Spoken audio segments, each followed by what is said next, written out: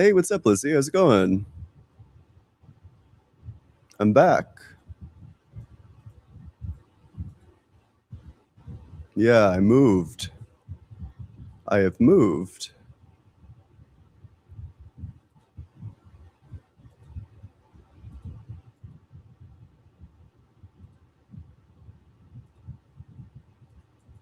That goes there. Oh, wait, maybe it doesn't go there. Hold on.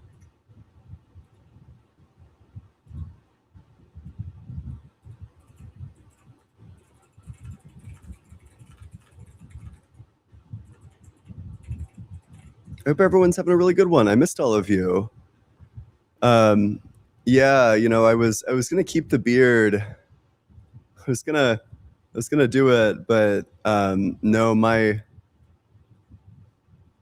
the debate got delayed one more time. Um, and I don't know, I couldn't subject my girlfriend to these like scratchy kisses again. I couldn't keep doing it to her.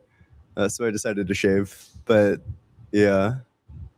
Um, but make sure you're double tapping on that screen, sharing it with your friends, doing all that good stuff. Uh,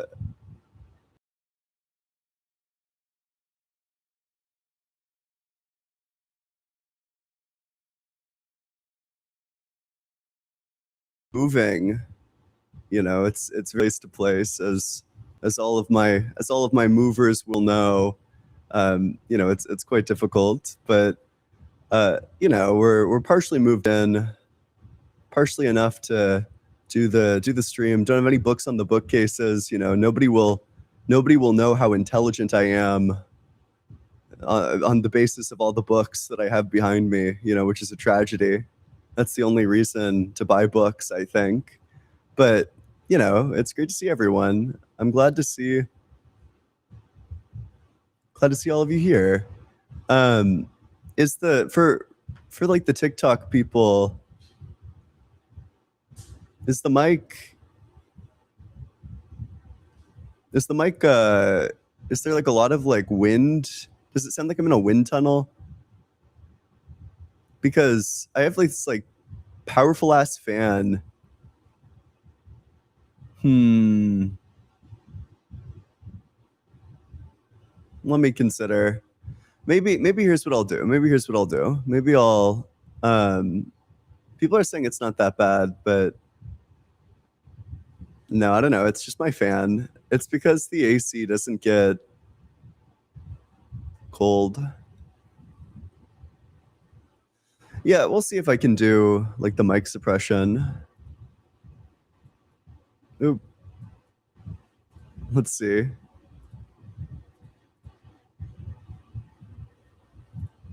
We'll do.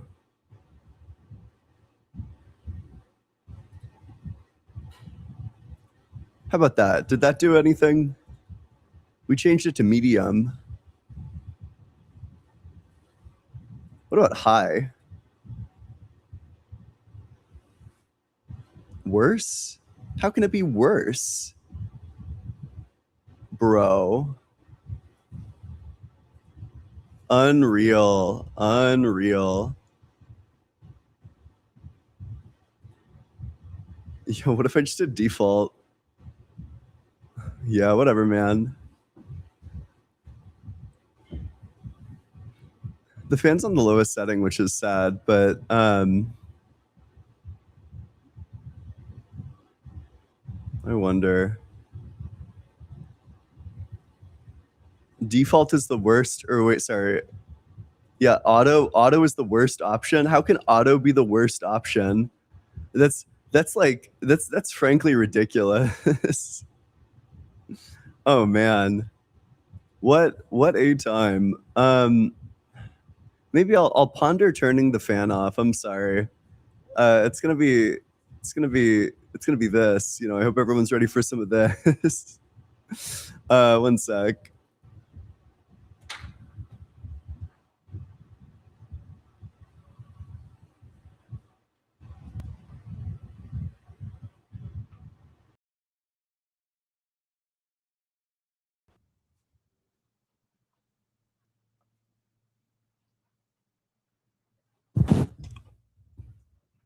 Oop. Okay, well, make sure you double tap it on that screen, share it with your friends, and all the good stuff. My ears are gonna get so red. You did this. You all did this. You did this to me. Um, but no, it's okay. Make sure you double tap it on that screen, share it with your friends, and all the good stuff. Um, I have some really good arguments in the works. Uh, here's one of them that I'm thinking about. Put it back. Oh my gosh.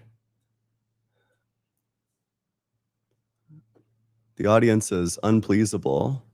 Um,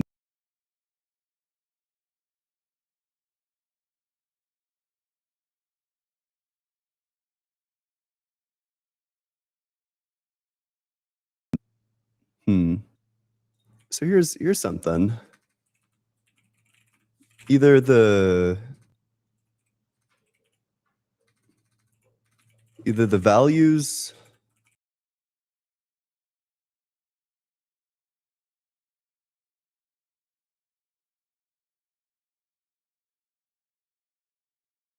action or they're dependent on God's actions.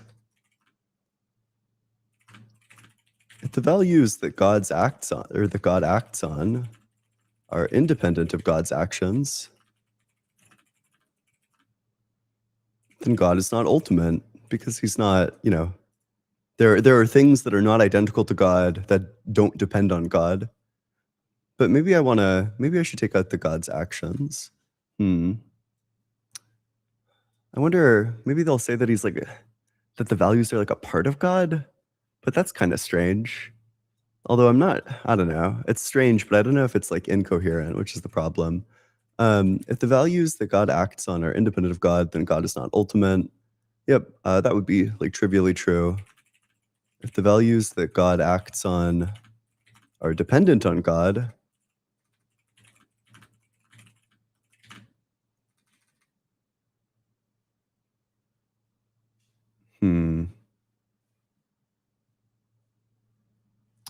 then theism is unable to generate predictions based on what God will do. Kind of the intuition behind this one is that if the values that God acts on are dependent on him, then you kind of collapse into something like a divine command theory. But then divine command theory, if that's what it is, then you just have this God who has like these arbitrary preferences, and you kind of have no reason to think that he's going to do one thing over a different thing. It's kind of impossible to assess, basically. So, but at that point, you have like a total like theory collapse. Um, you're no longer able to generate that sweet evidence that you need. But yeah, I don't know. Hey, um, if you want to debate the topic, if you think that God is real, you got to be 18 or older. You got to believe in the God of the Bible, the Torah, or the Quran.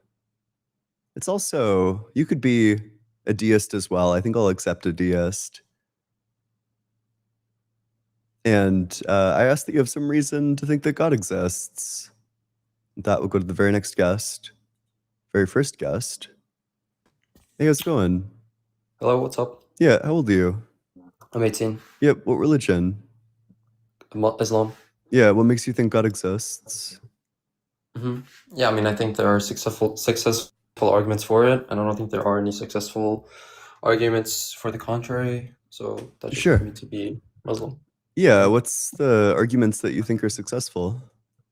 Sure. Yeah, I think fine tuning is sound. I think psychophysical harmony is sound. I think we have some solid contingency arguments. Yeah, which one do you feel the strongest about? I don't know. Do you accept that the? Do you accept fine tuning?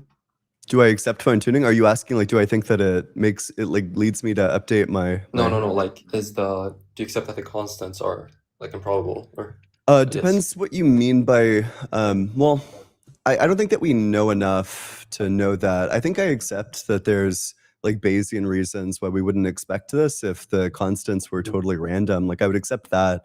But then the key question becomes like, okay, well, are they random? And to that I'm not sure.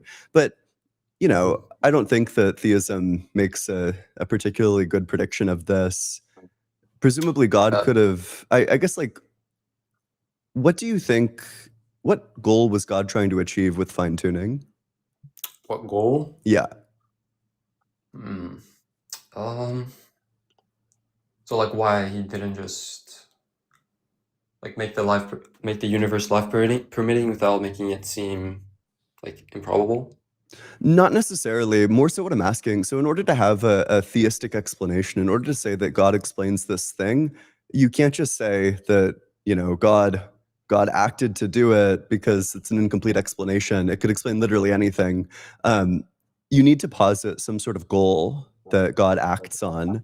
Otherwise, Hmm. nothing could be evidence, right? If we can't predict what God will do based on his values and his goals, then there just isn't any evidence. And we can't make those Sure. predictions Yeah. if you don't posit any goals or values that God has. So, what are Yeah, that's the, fair. I mean, I guess wouldn't the Quran just suffice like why God created life, right?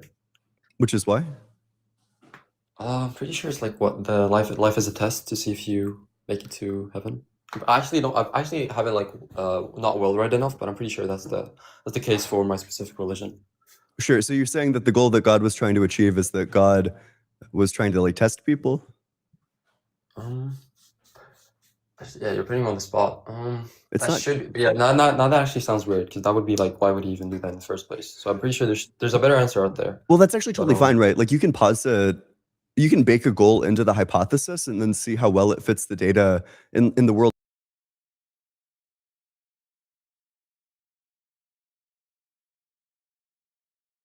on the basis that freezing. God wants to test people. Oop.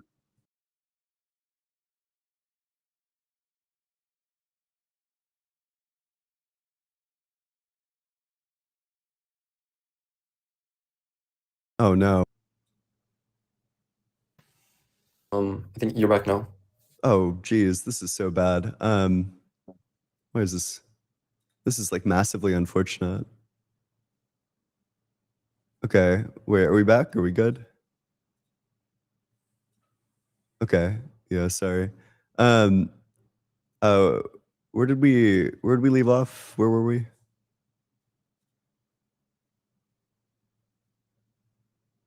Yeah. So if you don't posit any goals for God to have, um, or I'm sorry, if you posit the goal of God wants to test creatures, well, God could have done that in literally any universe. He could have created like immaterial minds and then tested those minds. He could have given minds to electrons and then tested those electrons. It's just not clear why he would need fine tuning to achieve that goal.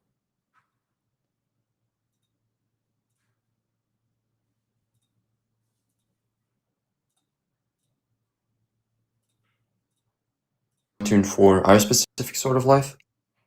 Why does testing require fine tuning? Hmm. It wouldn't be maybe not required, but it would be like expected. Why? Oh, that's actually a fair question. So like basically why? So are you asking why it's expected that the universe is like life permitting, or why it's the constants are like super narrow? So are you saying, well, I mean, just to inference based on what you're saying, so you're saying that God wanted the fine tuning to have life, like specifically like cellular organic life? Specifically referring to humanity, like, the human life. Okay, but why does God need human life in order to do testing? Because that's what this says in the Quran. Like Is he's God's testing humans. is God's goal to specifically test human life? Sure.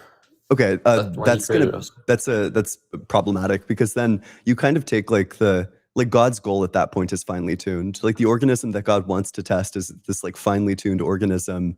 So you've kind of just baked like fine tuning into the desires of God, but then you don't really account for fine tuning. That seems as good of an explanation, or in fact, it seems like a worse explanation than the naturalist or like the anaxiarchist saying, well, it's just a brute fact. It's a brute fact that there's fine tuning. Like there's a brute fact that God has these like finely tuned desires. Like what desires? Well, like when we say desires, I was just saying that the universe was life permitting. I Mm, wasn't. I wasn't saying that it was specifically that he wanted to fine tune the constants or that it's life permitting because he wanted to test us. I would just say it's like the fact that it is life permitting and the fact that that seems to be improbable. I'm just saying that we would expect that from a designer. Oh wait, my shit is like fully lagging out. Hold on. Is there? How could this be? How could they do this to me? One sec. Let me run a speed test. Um, Yeah, give me just a second. yeah, that's fine. That for sure shouldn't happen.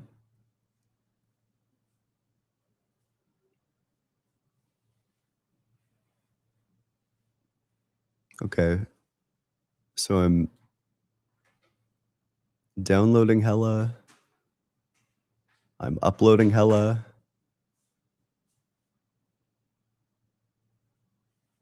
Yeah, I do think you asked like a good question. Totally like 99. Oh wait. Well, Blunt, wouldn't that just be like more evidence for like God then?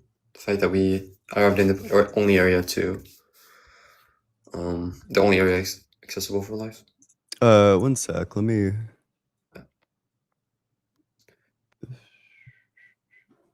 Okay. Maybe this is better, but I should. That's so strange. I'm literally uploading at 2,000 megabits per second. Okay, whatever. It's good now though. Okay. Yeah, let me know. Something with the connection.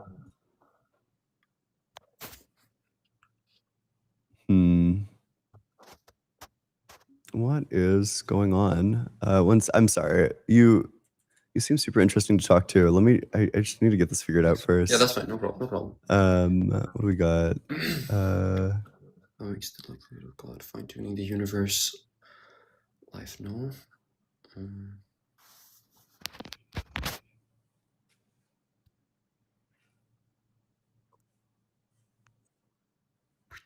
That's a good question as well. Okay, is this? I don't know if this is. Molly, are we all good? Let me know. Yeah, it's pretty solid now. You're not like bugging. Okay, sure. I'm sorry. So where we were out in the debate. Yeah. So if what you bake into the hypothesis is that God has this desire for humans, which are creatures that can only exist in like extremely fine-tuned circumstances, then you've just taken the fine-tuning and then you've placed it into what God desires. God desires something that is finely tuned. But then at that point, you've just kind of finely tuned the God, and that doesn't have an explanation in your view because nobody, fixes God's desires that would make him not self-sufficient. It would make him not ultimate. So you're left in this like weird explanatory spot where it just seems like your explanation is not in any way better than somebody who would just claim that the fine tuning is like a brute fact. Like you just say, well, it's a brute fact that the constants are this way as opposed to some other way.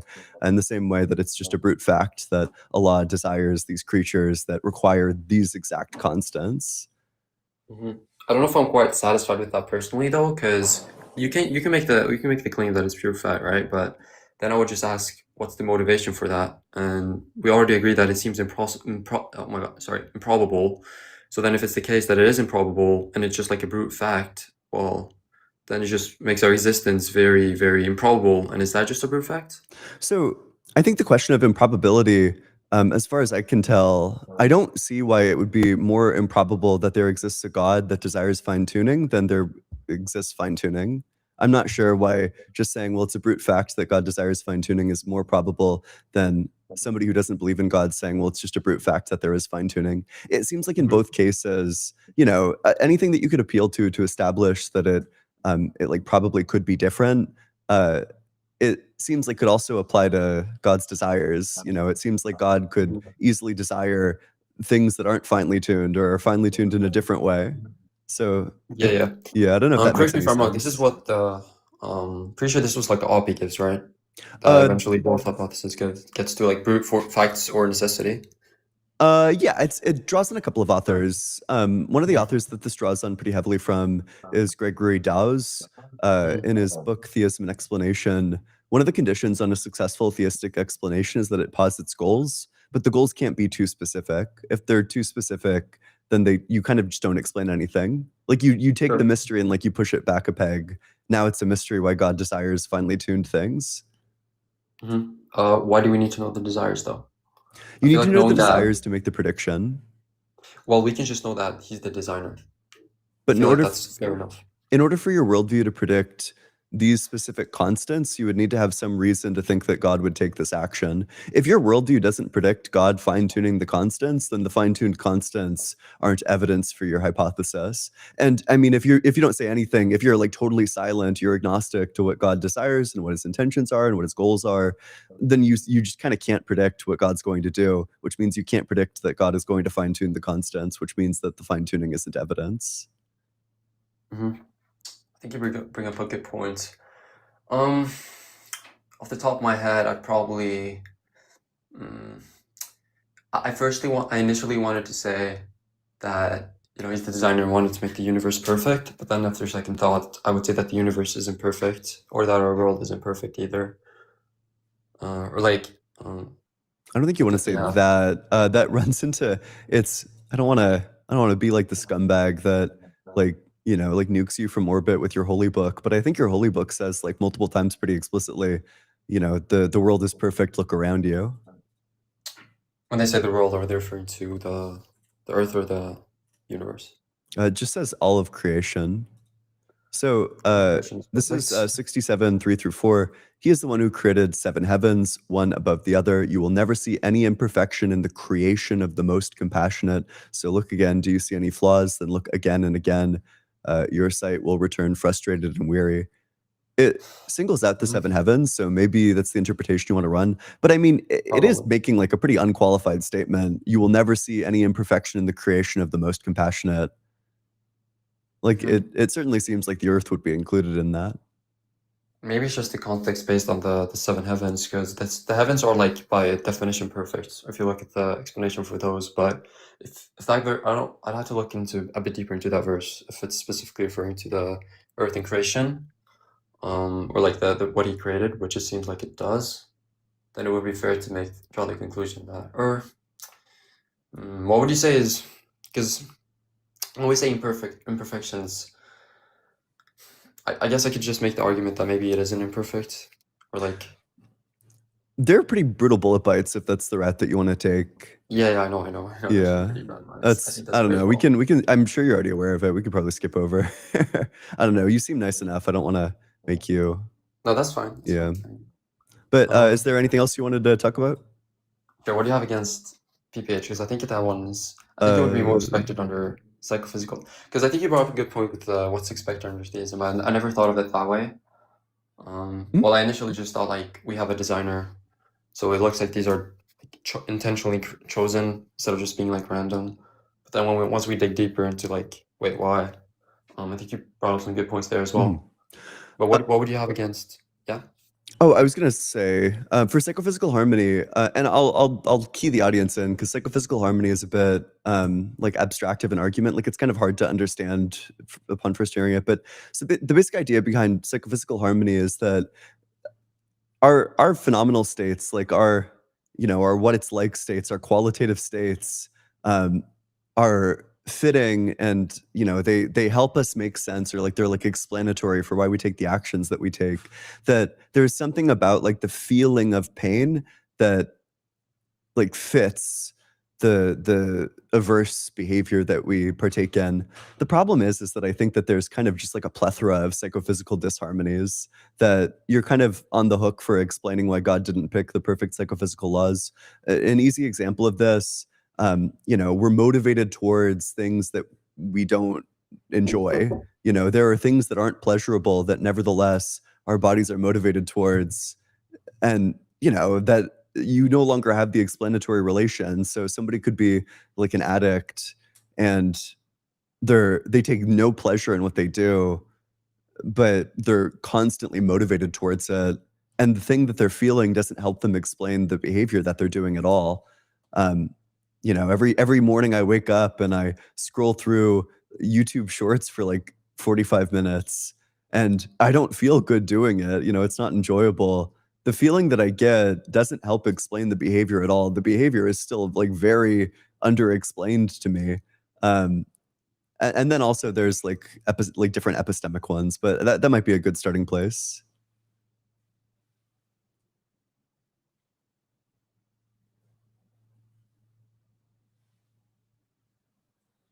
Okay. I know you said 1 sec. That's fine. I can give you a sec, I guess.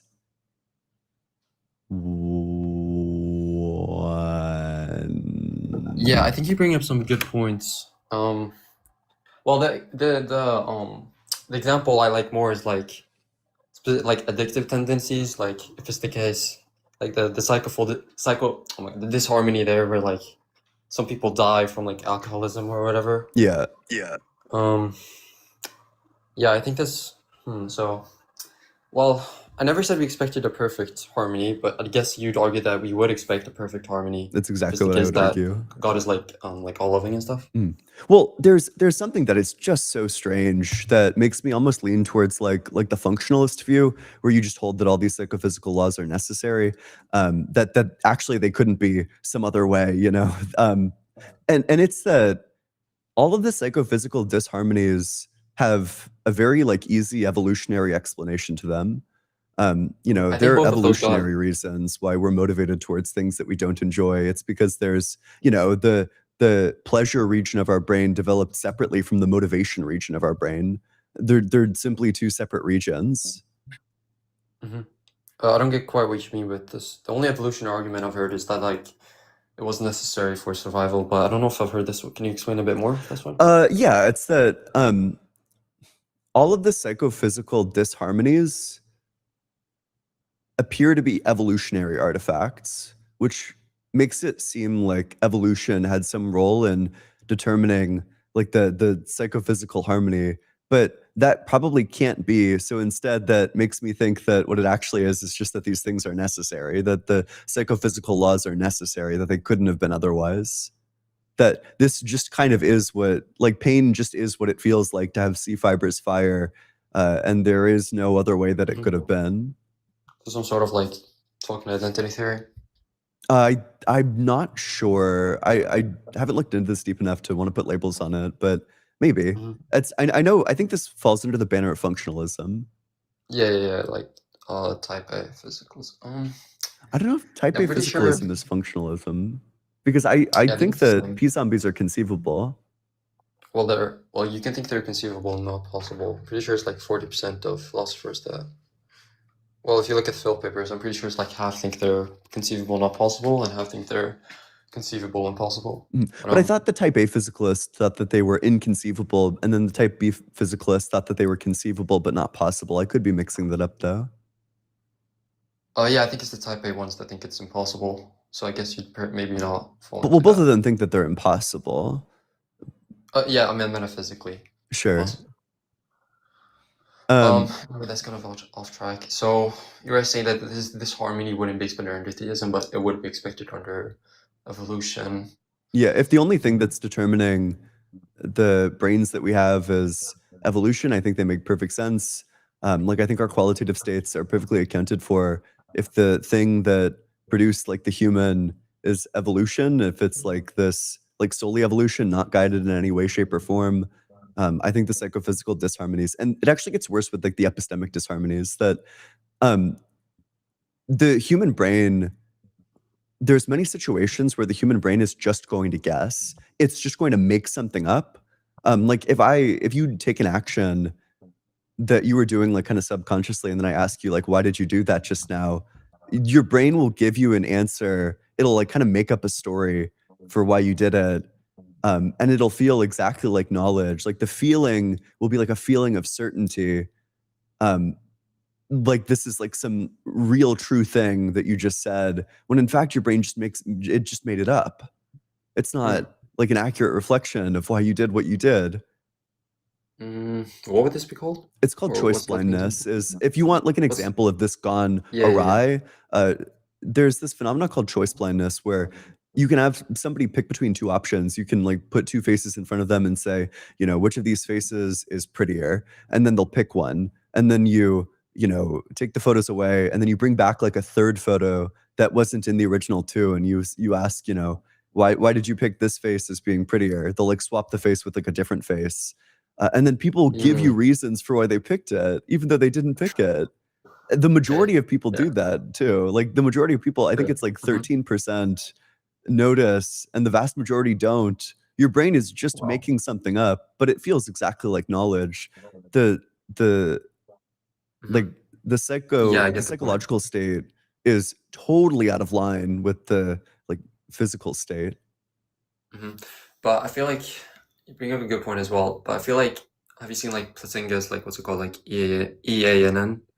I feel like this would be more evidence against evolution more so than theism, because, or yeah, well, this would be more so supporting his case about our brains not being truth tracking. But then that's a problem for theism too, because so But what when what did we ever make that prediction? what needs to be Or taken as well, oh wait, if you're saying the under theism the brain isn't truth tracking, then I'm not sure how the naturalist is in a worse spot. well, when we say so, yeah, that's actually true. Um, I don't. Um, yeah, I would say it would probably make more sense for God to make us our brains truth tracking.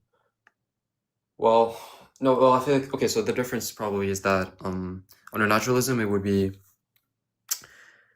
so how do I say this? Off the top of my head, I would say a difference I'm thinking of would be like, for example, under naturalism, if it were the case that we weren't truth tracking, then it would make us more unreliable. Whereas under theism, even if it was the case that we weren't truth tracking, let's say with these sorts of examples, we would still like technically rely on our brain. Because if it's the case we had a designer, he would still make us rely on our brain, even though it's not perfect. Because if it was unreliable, then what's the point with like testing and morality and stuff? We wouldn't be able to be held accountable if it were the case that we can rely on our brains. Maybe. I think That I'm might be. not getting. I think I'm not quite getting your point. In both views, you're Mhm. going to hold that there's the same brain with the same cognitive biases. The question is, which better explains the cognitive biases? Some like indifferent naturalistic universe, or um, some like designed properly basic uh, I don't know, set of anatomy.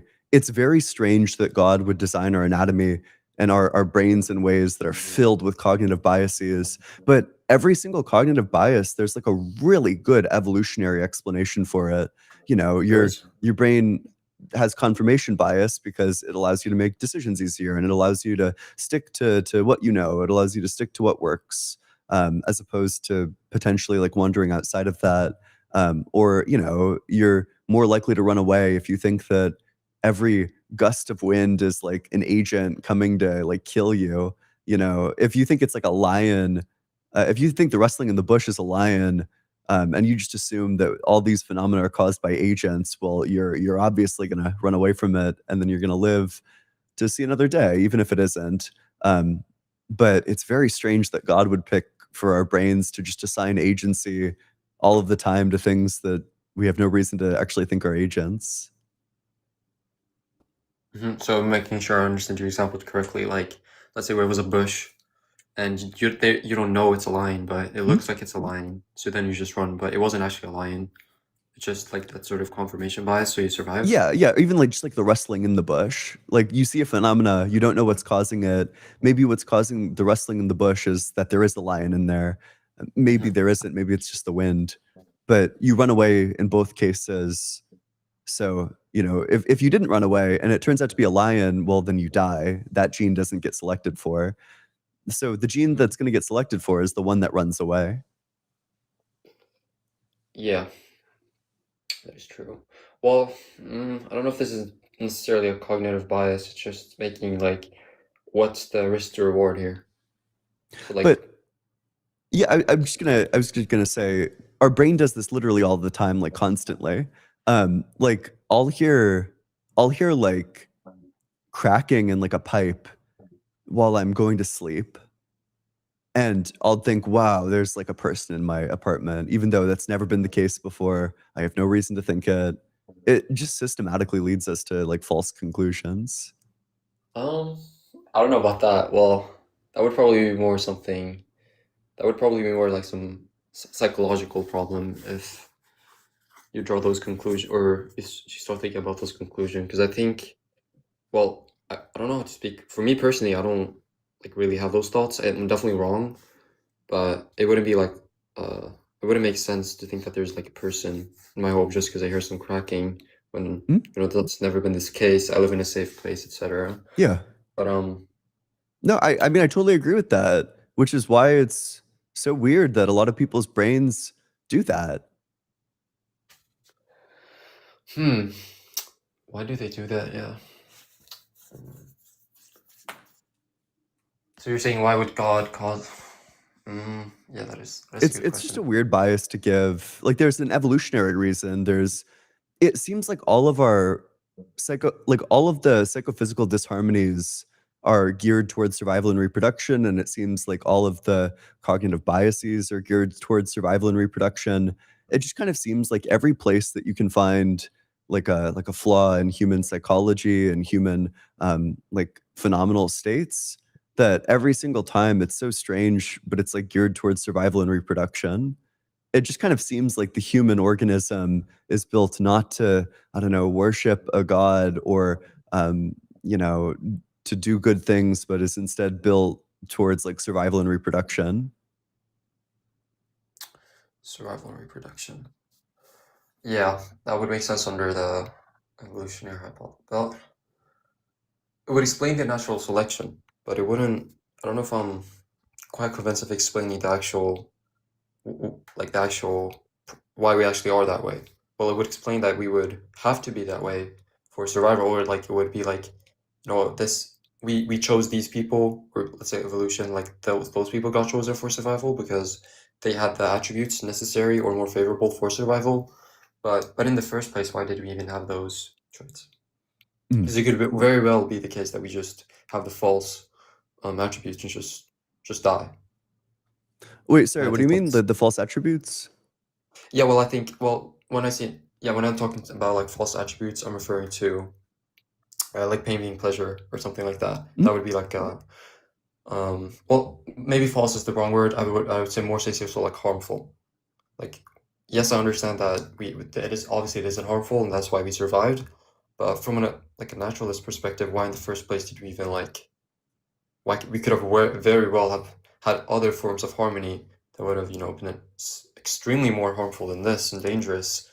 Maybe not even letting us to evolve and have a life, but just we had this specific harmony that looks very obviously from my biased perspective, like designed and not just some like random occurrence that we have. We have this switch in our brain. We just move our finger away from fire. Could have very well been the case if we don't have a designer that we just jump in the fire or it could have felt good and we just jump in the fire. Mm? Yeah. Yeah. So we kind of understand the role that pleasure and pain play, and they play the role of motivator. They motivate us towards specific actions. If the fire was pleasurable, then we would jump in the fire. So obviously, there's going to be no selection for the things that produce the pleasurable feeling for like those brain signals to get associated with the brain signals um, related to like your organism being harmed. Like when you get harmed, you need to feel pain, otherwise you'd be motivated to keep on doing it. Yeah, no, but why can't you just? Well, I know. Yeah, I know that part. Like, obviously, we would have just died, but that could have. Like, why couldn't that have been the case? Because I don't see any reason for why. Like, what caused us to be, wanting survival? What caused us in the first place to have the necessary attributes for survival? Like, is that just a random occurrence? So And yeah, go for it. this is like a thought that I've had, and I'm not sure. I need somebody who's like really good with psychophysical harmony to explain to me what the problem with this is. But so as things currently stand, the feeling of pain maps on to the firing of C fibers in the brain. But let's say that the feeling of pleasure mapped onto C fibers in the brain instead. Well, then your brain is just not going to evolve these C fibers, or at least it's not going to form the neural connections between like the avoidance behaviors and the C fibers. Because then you would be able to rationally reflect on it, and you'll be able to you put your hand in the fire, you pull away because they're like disconnected regions, but then you're like reflecting on it and you're thinking, wow, that felt pretty good. I'm gonna keep doing that. but then, that would get selected against. So those neural connections simply aren't going to form. It's going to form different parts of the brain that are able to produce the different sensations. And then it's going to map those on to the behaviors that make the most sense. Yeah, that does make sense. Hold on. Well, we could have. What I'd like to say is that we could have still had the capacity to reason, right? Like we have people that they don't feel pain, but they don't feel pleasure either. But they'd still be able to, I understand that this is harmful for me, so I'm gonna pull away. The same way, I'm sure, like let's say, hypothetical, you wake up tomorrow, pain is pleasure, pleasure is pain. Well, you'd still understand that, hey, even though this feels really good, it's actually really gonna harm me, and I need to do my best to stay away from it. Wouldn't that make sense? Yeah, I think that might make sense, except, when you rationally reflect on the things that you want to do, if I'm like thinking back to the time that I put my hand in a fire and it felt incredible, well, man, I'm going to go put my hand back in that fire. So you're saying we wouldn't be able to like resist? Yeah, well, it's just like when you rationally reflect on the action that you're going to take next, it just seems like you would be led to doing the harmful actions. Well, there's a point I want to make here, which is like, well, we know it's harmful, so like even though it feels good, I think the more rational decision would be making the decision based on the outcome and not based on the feeling. But then again, if that were to be the case, then we wouldn't have people getting like dying from these horrible, addictions they have. So it looks like maybe it is the case that we maybe aren't rationally able to make that decision. But then at the that same kind of time, undercuts psychophysical. I'm sorry to interrupt. Actually, you can yeah, finish. that's fine. That's fine, no problem. I was just gonna say that was all that I seems wanted to to say. undercut like one of the kind of the core notion of psychophysical harmony, which is that it helps explain the behavior, like the what it feels like to experience pain, what it feels like to experience pleasure, what all that stuff feels like. It helps explain the behavior that we do. It helps explain like the feeling of pain. There's something about like the phenomenal, like the quality of it that helps explain the avoidance behavior. But if you're saying that there is like lots of instances where that doesn't happen, well, then there just are lots of instances of psychophysical disharmony. Yeah, that's a good point. I'd probably want to be more equipped to That's talk okay. about specifically the evolutionary stuff about specifically like, avoidance behavior. But what I off the top of my head, what I know specifically like normative and semantic harmony, I don't see how evolution would account for that. Well, so I'm assuming you believe in like some sort of like normative harmony. Oh wait, could you elucidate? What do you mean by normative harmony? Is that just like the hedonistic, like? Pretty sure in the paper they just explain it as like, uh, you'd probably get a better definition off Google, but I'm pretty sure it's just like we are able to know what's right and wrong. I think it's something like that. Oh, that strikes me as like obviously false. I think that people have wildly different moral intuitions, You're especially not a all moral throughout realist? history. Yeah, that's true actually. And it, That might be I think I might have a faulty uh, a definition of it, but I think it's something like that. Well, I do agree we obviously have had like some very flawed moral intuitions in the past, but it was just fallen into the tree of like some disharmony, but which still never been like that flawed to like let's give a more severe example. Like I don't think anyone has ever thought was right to torture like a newborn baby or something like that.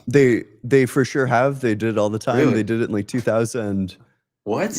Yeah, Wow. they Wait, literally why? thought that it was fine to do torture to get like information about like enemy activities, right? They would go in and like torture people or like just like send a Wow. message. Oh, I mean, also, yeah, somebody in chat said it. Imperial Japan, mhm. man, like if you read about what they were doing in like the rape of Nanking, these people are like straight fucking evil. Like they're like they are unironically torturing people for fun. Like they're having a blast.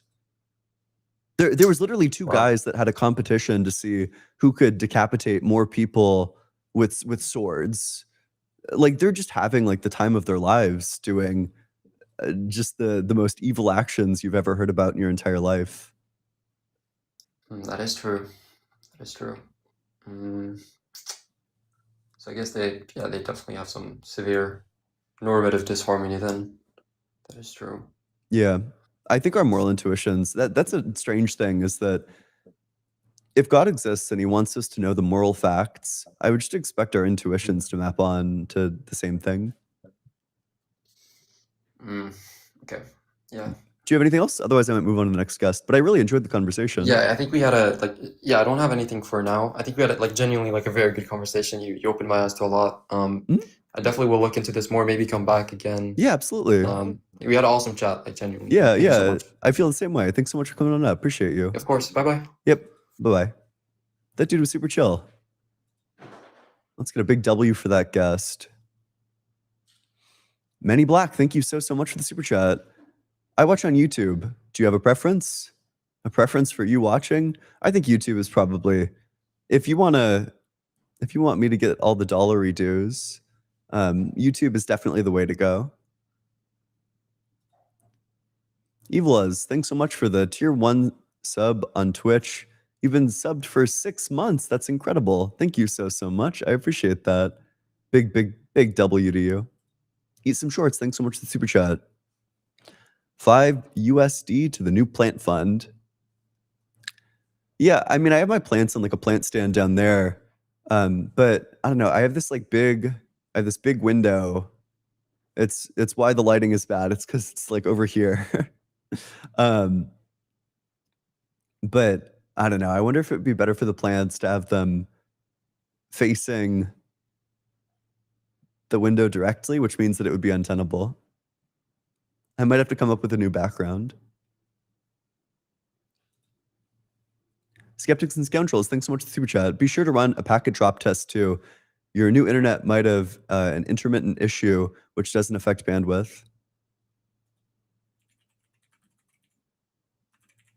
That's a good suggestion. Let's do it.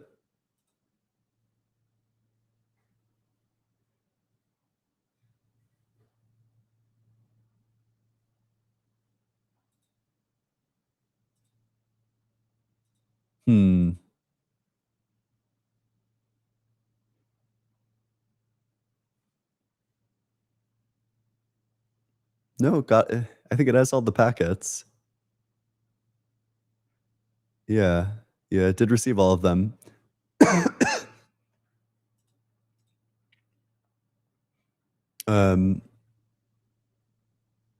Okay. The Thrilled Cheese. That's a good name. Thanks so much for super chat. Oh, and thanks so much for the 4-month Cool Corey membership. Rip to a real one. Ian's beard will be missed. Will you ever get any tattoos? Maybe. I know that this is some dumb shit, but I think that I would want my tattoos to be meaningful. I know that you're supposed to have your tattoos be just whatever. I know that that's what tattoo people do, but I kind of just don't have anything meaningful that I want tattooed on me, so maybe I'd get 303 tattooed on me, but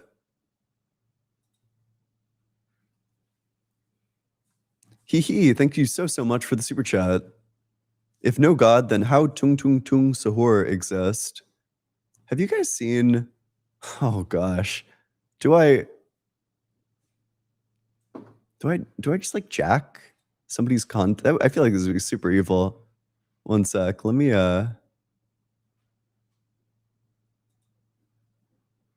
check my profile.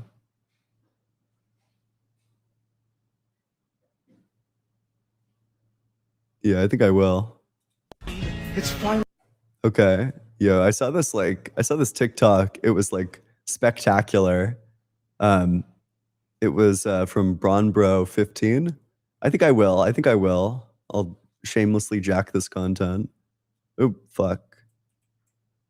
Let me lock that in.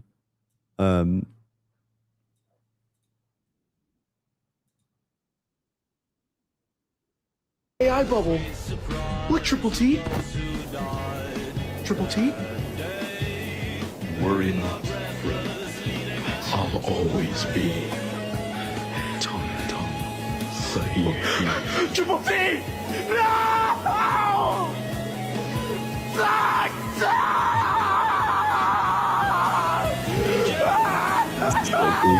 It's the best video I've ever seen. Though he was born without a soul, Tung Tung redefined what it meant to be whole. Fucking It's peak, finally dude. over. That's like the, I don't know. It's like the peakest shit I've ever seen. Though Tung Tung was born without a soul, he redefined what it meant to be whole. Genuinely incredible. Oh, wait, where the... Okay. Hey, how's it going? Hey, man, I'm good. How are you? Doing well. How old are you? I'm 33, Yep. What religion? Christian. Yeah, what makes you think God exists? So, because Jesus rose from the dead. Okay. Why would I think Jesus rose from the dead? Historical documents and archaeological proof.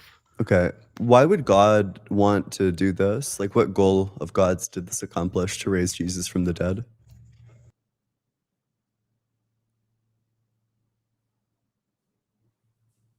Oh, if you're off the app, I can't hear you. You got to be on the app. Hello? Yeah. Okay. To bring us back to him. Okay. Does he have the power to do that without doing any of the Jesus stuff? Could he have just done that directly? Of course. Okay. Why was this the optimal way to bring us back to him as opposed to just doing it directly? Because we have free will. Bring us back to him. Okay, wait, sorry. Why would it have interfered with our free will if God just directly willed for us to be brought back to him? Because then we do not have free will if he just controls our will. So when you say bring us back to him, what do you mean? To follow him. So God resurrected Jesus from the dead such that we would follow him. Is that correct? So that we would know that he's divine? Yes, so that Okay. we would believe in him. Do you think that there's like a more optimal way to let us know that Jesus is divine and that we should follow him? Actually, I think it was the most optimal way. Why is that more optimal than the stars in the sky spelling out, you know, Jesus is divine, Christianity is true in every single language on earth? Like, why would that be a better way? Because we can see the stars, Yeah. we can see all of existence, Yeah. but to actually believe that Jesus rose from the dead, would you believe with your own eyes if your best friend died? You saw him die, and then 3 days later, after he was dead, came back to life and ate with you. That just And didn't talk- answer the question at all. Why is Jesus rising from the dead allegedly 2,000 years ago, and then that fact being passed down by word of mouth? Why would that be a better way of letting people know that Jesus is divine than just writing it out in the stars in every single language on earth? Like, if it's written out in the stars on every language on earth, Well- then everyone's going to believe it. You know, everyone's Right, going to know but that to your it's point, true. So Bible if God wants says to that he's accomplish the coming goal, back, there's a right? better way to accomplish the goal. Otherwise, Well, hang on. it becomes like contentious and gets covered up with historical facts. So it Right, seems like right, God but- picked a suboptimal route to do this, which Ooh. means that there would be a You contradiction know in your the- view. But you understand the plan is not completed yet, right? But if So you're God's goal saying is to there let is us a know more that Jesus optimal- is hang on, can I- divine, then there's So a there better is a way you more could have done optimal that. route, and I believe that is coming. And when Christ comes back, it'll be as if spelling in the stars, if you will. Well, but then this is just changing what you said earlier. You said that the goal that God was trying to accomplish is that he was trying to let us know that Jesus is divine. Yes. Would you agree or disagree that there's a better way to let us know that Jesus is divine? The best way is doing what you said, right? Which is basically putting it right in front of our face, Sure. So Right. then God picked which he a less says good he way. will do, right? It just hasn't happened yet. Okay. And he's saying, blessed are everyone who believes that my son died and was resurrected. Okay, but wouldn't it be better if he did it earlier? Would it have been? Yeah, what goal is Like God right after accomplishing? creation? Like for what Because when reason he would does God that, not the want to just do reason- it from like the Right. very start?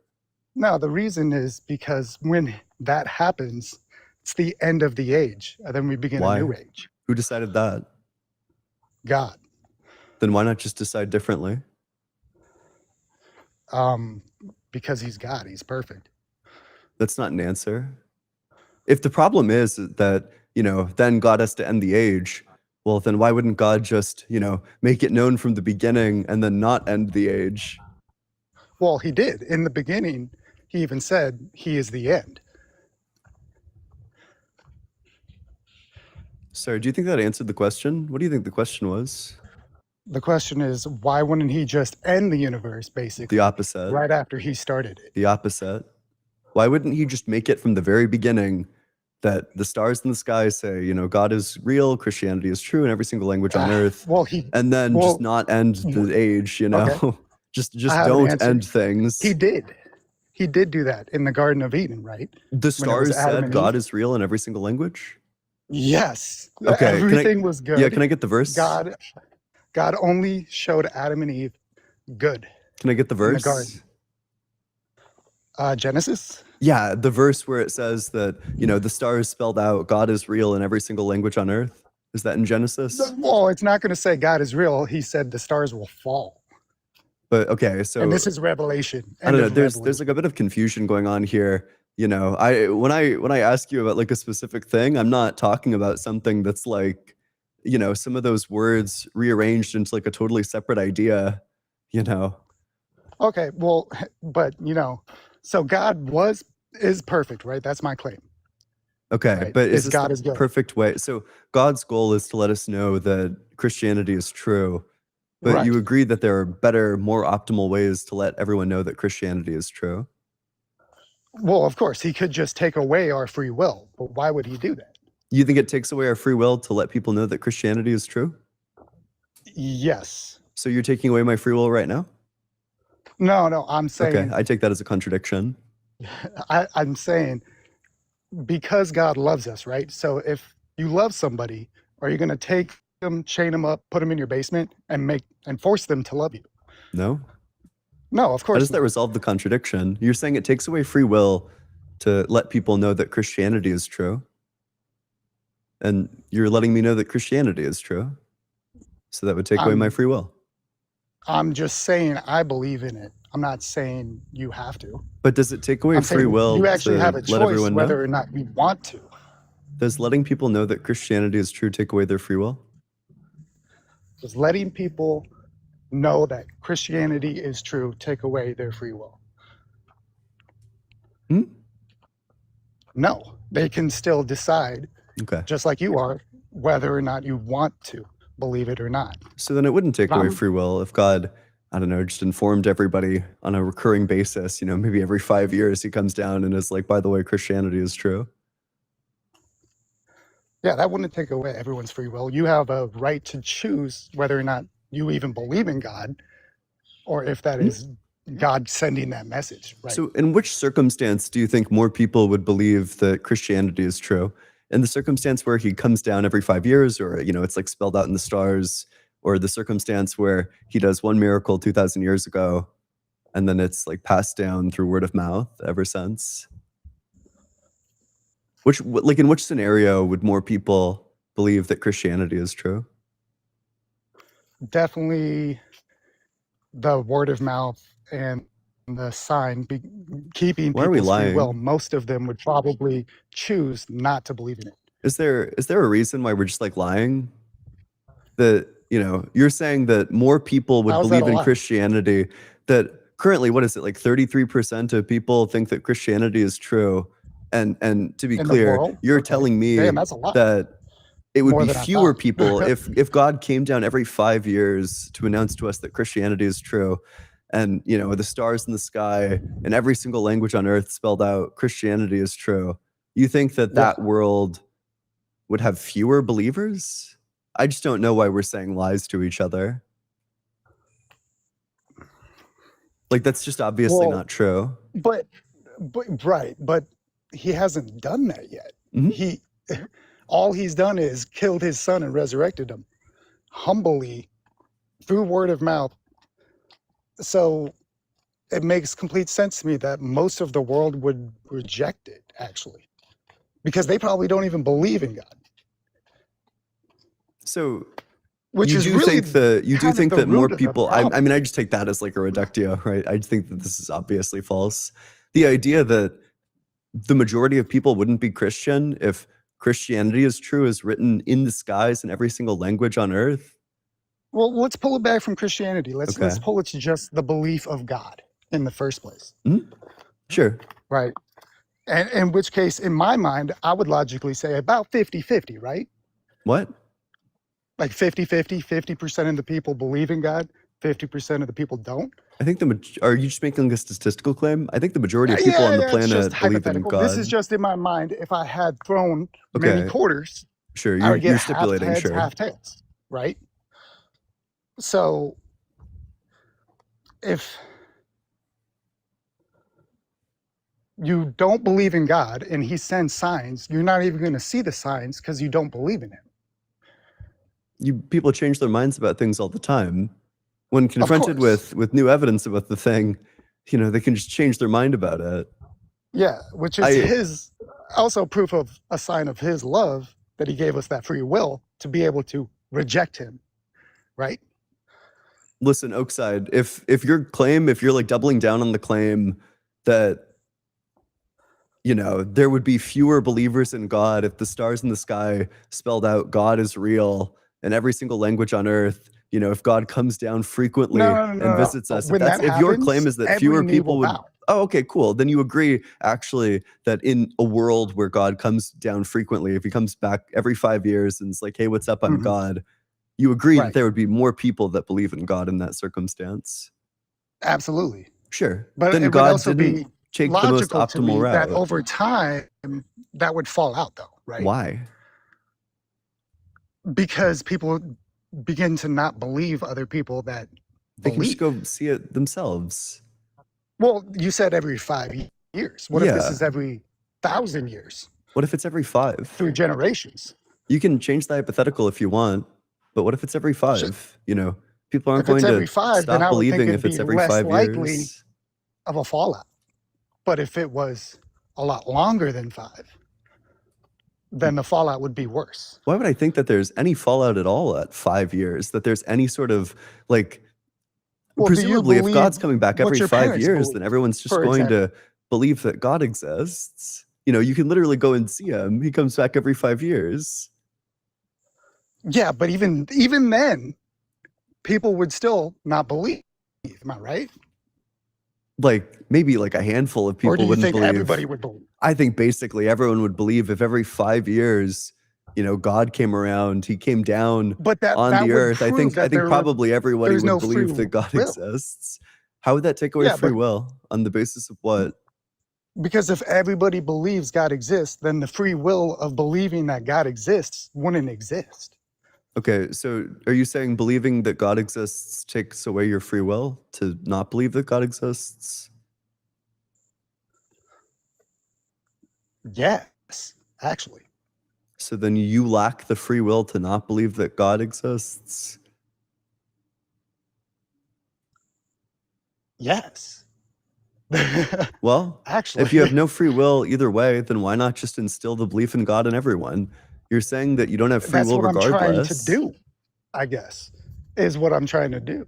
Okay, cool. So then it seems like God for sure doesn't exist, because if God's goal is to make it so that everybody believes in him or lead everyone to the belief in him, then he could have just literally willed that everybody believes that. He could snap his fingers and then just make everyone believe that God exists. But again, that'd be the scenario of chaining us up in his basement, forcing us to believe in it. You're saying that that's already the scenario we live in. You're telling me that it takes away, that I currently don't have free will on the basis that I don't believe in God, that you currently don't have free will on the basis that you do believe in God. So the current scenario we're chained to the basement. Well, no, actually, I'm arguing I don't have free will because I believe in him, and you are expressing your right to free will by not believing in him. Why? What's the principal distinction there? Why is one of them a matter of free will and the other one isn't? Because I think the main question here being asked is us existing, right, is real. Like you're a real person, you're breathing, your heart's pumping. I'm a real person, I'm breathing, and I'm talking. This existence, we can all agree, is real. But how did that come to be? Wow, that's an excellent attempt at a pivot. Unfortunately, I'm just going to ask you, what question do you think I just asked you? Can you repeat it, please? Yeah. You're saying that your belief in God takes away your free will, but my disbelief in God is me exercising my free will. Why? Why would that be Yeah, true? well, What accounts for that see, fact? this is actually, I still have free will because man, I go against God all the time, right? So does believing in God But I take away don't your free will, or does like it not take away your free will? believing in God does not take away your free will. No, Okay, it does sure. not. So could God So will? excuse me. Could God have just willed for everybody to believe in Although God? sometimes I feel like I've lost my free will doing that. Anyway, I'm sorry. Continue. Yeah, could God have just What would you willed ask? for everybody to believe in God? Could God just like pre-install that belief in Of people? course. And would that take away their Yeah, free but will? then how would we be any different from him? Because we wouldn't be all powerful, we wouldn't be immaterial, we wouldn't be all good, we wouldn't be all knowing. We Well, wouldn't be no, we would be omnipresent, we wouldn't have like a son named Jesus, we if wouldn't be our like the creator will, of the so universe. everything you just What do listed, you right? mean? Yeah. All of that, right, that you just listed is God. Mhm. And if he made us to conform to his will, all of that would be true. No, we can will whatever Which way I we believe want, but we also just all was believe in true God. in the Garden of Eden, right? No, so you could Do, still do you will know the away Garden from of Eden? that, but the scenario I'm laying out is just, we all believe in God. Would it take away our free will if we all believed in God? No. Okay. So then God could have just willed for everyone to believe in God and it wouldn't have taken away our free will. So why not do that? If that's God's goal, if God's goal I is think for he everybody to is. believe in him, I well, think he'd have that more is the people point of that believe in time. him if he just willed for that to happen. But that's not true, right? Because I don't Yeah, believe in him, so God clearly hasn't willed that. not yet. But that's the Why end wouldn't of he the do book that of from the Revelation beginning? when Christ actually comes back, the second coming of Christ, which is in our Bible. Why wouldn't he will it that everyone believes that he exists That from is the his will, and beginning? that's what But why is not do going to that from the happen beginning if that's his goal? because he loves us to let us explore evil, I guess. But you told me that it doesn't take away your free will. Yeah, I can still express my free will just in accordance to his will. That doesn't sound like free will. However, I'm also given free will to go against that. However, there will be consequences, right? I feel like I just haven't gotten like a resolution to this problem at all. You're saying God's goal with resurrecting Jesus is to make it so that people know that Christianity is true. Bel- And you're telling me that God could have just no. To willed just to believe lead in everybody. his no. He gave his son so that we may believe through the Son in the Father. To believe that Christianity is true, basically. To believe that there is a Father and the one true living God. And that Jesus is his son. Yeah. That Christianity is Yes. true. Christianity as in the belief and faith of Jesus Christ. Yes. Sure. Yeah, exactly. That's what I'm saying, right? Yeah. So Yeah. you're saying God's goal with the resurrection was to make it so that everybody would believe in him, would Everybody believe who that Christianity disobeyed is true. But comes God back could to have him. achieved Yes. this just by willing that everybody believes in him. And also that means that God That- failed. God failed to achieve his goal Yes. because he did. He okay, failed. then God's not all powerful Correct. if he's a failure. And that's the whole story of the serpent, right? The serpent coming in and talking to Adam and Eve and saying, if you eat this fruit, then you will become like God and know the difference between good and evil. But Okay. at that time, God had only displayed good to Adam and Eve. And then when they ate the apple, they now have to die and know about evil. What's better, perfection But or that was not his imperfection? will. And even when God came back asking Adam and Eve, where are you? How do you know you're naked? Did you eat from the fruit? It was not his will that we ate from the fruit. That's why he commanded them not to eat the fruit. Sorry. So the question again, But he loves us so wait, much. sorry. Before you go back to preaching, I just want to know what's better, perfection or imperfection? I think imperfection. I take that as a reductio. How would you define perfection? Why do I say that? Because in Because you love imperfection, contradicting there's room yourself. for growth. Okay. And in room for growth, you can chase towards perfection. So God's not perfect? So God is perfect. We are Okay. imperfect. And who's better, us or God? God, clearly. Oh, sure. So He's perfection is better than imperfection.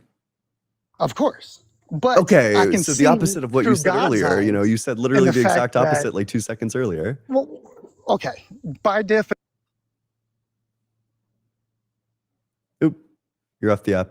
Return to the app immediately. Return to the app or you will be. sorry, Okay, my anyway. phone popped up with a battery low. That's I'm okay. back. Hello. So I'm sorry. Perfect is better than imperfect by definition, right? Yes, obviously. I mean, Trivia clearly we links. can just see that. Yeah, I don't know why Yeah. you would disagree with that earlier. Yeah, But absolutely. the reason I say it's not is because when a parent is teaching a child, right, who is imperfect, and watching the growth of that child go closer towards perfect, is that better than just being perfect? In order to have watching that the growth in the growth. first place, the growth You in the have to be first place imperfect. requires imperfection. I agree with that. But it's a Yes. question of like what's better, you know, remedying the imperfection or just being perfect from the beginning. And that's a By debate, I definition, guess. it's better to be perfect By from the definition, beginning. perfect is better, but I think you can see through a human lens that watching something grow, there's nothing quite like it. Which one do you think is more perfect, failure or success? Well, both go hand in hand towards perfect. You But need which- to fail in order to succeed. Not if you're all powerful. Presumably, you could just succeed all the time if you're all powerful.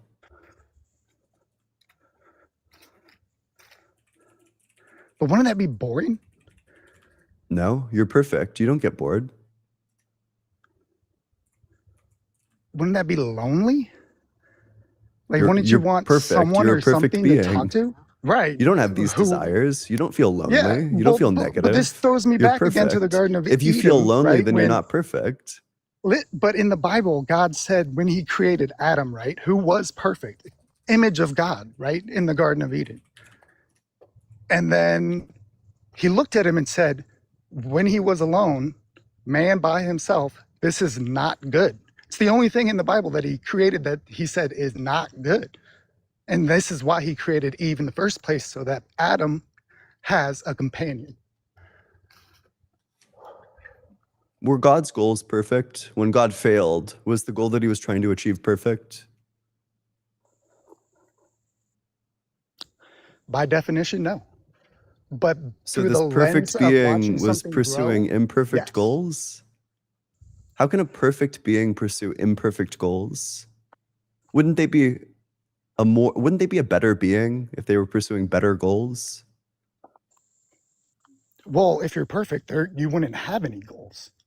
So wouldn't it be better to have goals in the first place than not having You're any contradicting goals? yourself from earlier. You've already stipulated that God has goals, that he has the goal of letting everybody know that, you know, Jesus Because is he God, failed, that Christianity is right? true. So he does have Because, goals. yeah, his goal is to bring us back because he failed when we fell out of the Garden of Eden. Is there a reason why you like contradict yourself like over and over again? Like there's just another contradiction. You know, the contradiction there is that you're saying that a perfect being doesn't have goals. God is perfect, but also God has goals. No, I'm So which saying one? God, okay, so God was perfect until he failed us, right? And then now suddenly he becomes imperfect. So 'cause he has God a is failure imperfect now. because of the fall of humans. So God is not perfect currently. No, not until he comes back and, like you said, puts it in the stars that Jesus Christ is the truth.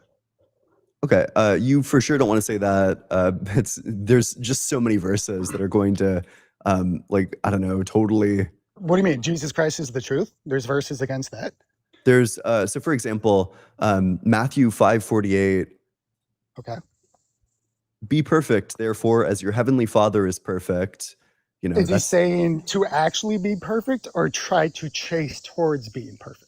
he's certainly saying that the Father is perfect. So the opposite of what you're And that we saying. should aim at him, right? And try to be like him. So he is perfect, So he's saying we are imperfect, but he's saying the Father but is we need perfect. to be more like, yes. Okay, so then we agree that the Father. So God is perfect. I see what you're saying here. But he's saying that God is perfect. And I believe even though he failed and now he's imperfect, he's going back towards imperfect or being back towards perfect. So God is perfect or God Like- is imperfect? You know, does perfection grow? No, Can it grow? no, Can perfection grow? Can it No. be more perfect? no. Or is it like infinity? It's like is infinity. infinity? It's right. Perfect is like infinity. So you can never actually be perfect. Oh, well, then the Bible is false. Because it's saying to chase after being perfect. Because it's saying that God is perfect. It's okay. So we could lay the Well, it's contradiction out kind like of saying this. God is like the conception of Wait, infinity. sorry. Right? So Right? the contradiction would be this: God is Okay. perfect. It's impossible Mhm. to be perfect. And so therefore you're imperfect. So the belief Right? is false. You know, if Christianity is true, then it's impossible for a being to be perfect, but also God is perfect. So it would be possible for a being to be perfect. So if Christianity is true, it's possible to be perfect and it's impossible to be perfect. A contradiction, right? Right. Yeah, it's very but So then we agree that your religion is can we chase contradictory. forever to be more perfect? How about we just chase after the laws of logic so that we can But like well, avoid it's not contradicting ourselves? contradictory, it's a nuance. They're both true. You can say two statements and they both be true Not if they contradict each other. versus one statement and the other. But that's the whole idea, right? Is perfect being perfect. But perfect can never be perfect. It's the same way infinity is infinity, but infinity can never be infinity. Infinity is Does that infinity. It's the make law of sense? identity. The law of identity? Yeah, a thing is itself. Right. But well, can you like does infinity ever have an end? No.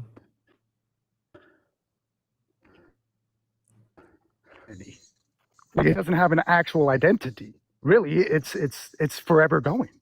That is its identity. Is that the Is cardinality that it's is forever not going. finite. And that's what I'm saying. Perfect also is. Right. The same thing with perfect. Perfect is not finite. Okay. So how do we want therefore to you can reconcile be this perfect contradiction? in one moment. That's what I'm trying to say. So you can be perfect in one moment, and then, oh, there is more to this perfection, and now you're imperfect and need to go more perfect. You're perfect kind of one like- moment, then and you're imperfect. Right. Okay. Right. So here's the contradiction that I'm hoping to get some Thus resolution leading to for. growth. So premise one, if Christianity is true, then God is perfect. Premise two, it's not possible for a being to be perfect. Therefore, Christianity is false. Which of these two, premise one or premise two, if premise one and premise two are true, then the conclusion just follows. Right. Premise one is God is perfect. Premise two being nothing can be perfect. Yes. Right. But I'm saying there's a third option where both are true. Oh, Something can be There- perfect. there is a third option, right? Yeah. You know, Christianity is false in that case. Yeah. W. Fucking And I W. think that's- W concession. That's because that's kind of like infinity in a conceptualized manner, right? Well, I mean, with the agreement that Like you can do Christianity is infinity false, do times you have anything infinity, else? but that equals infinity. So like perfect times perfect equals perfect. Infinity times infinity equals infinity. Oop, wrong one. Wrong reaction image. One sec. Thank you for the W, bro. I appreciate that. Absolutely. Thank you for the W. But so do you understand like my internal struggle, I guess, really? Well, I mean, I understand like the cognitive dissonance, right? You know, it's hard to make sense of that. How the heck do I have humble desires, man.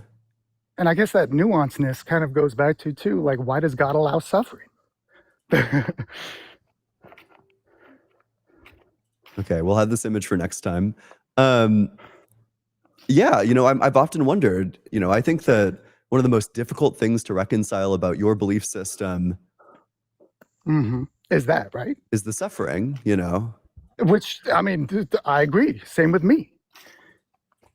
But I believe God is all good, only showed us good, and then we disobeyed him, which not even to our own fault, because all we knew was good. We're like, God is hiding something from us, Snake? What is it? It's got to be good. He's only given us good, and then we eat the fruit, and it's evil. Yeah, so here's a question. You know, there are these things that form. Let's talk a bit about narwhals.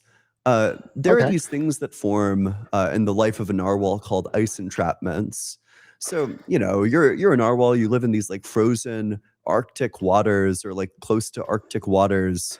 You know, ice forms on top of these waters all of the time, and there are winds that will push the ice together. It'll, you know, freeze together.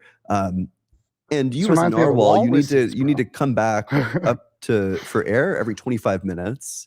Now, yeah, so they're like dying. There's this thing that happens. They're called ice entrapments, where all of the ocean just ices over for this part of the ocean, and there's no way. There's only a couple of breathing holes for the narwhal. There's only a couple of places to surface to get air. And every single narwhal that's trapped under this is going to be vying to get here and to stay here. And it leads to mass like crushing of each other and like suffocation. You know, there is nowhere to go. They're literally trapped there. And, you know, it only gets worse from there as the polar bears start coming in.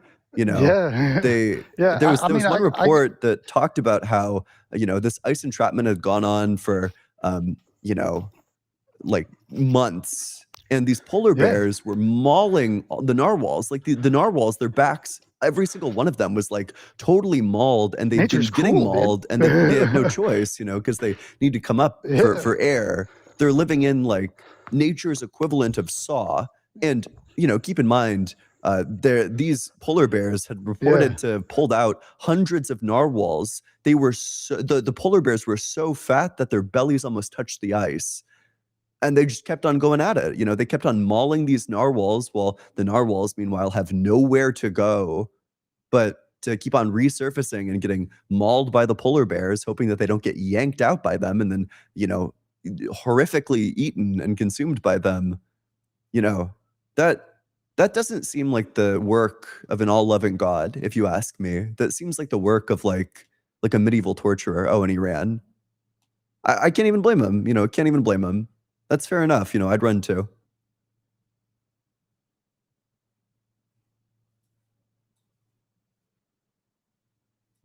That's fair enough.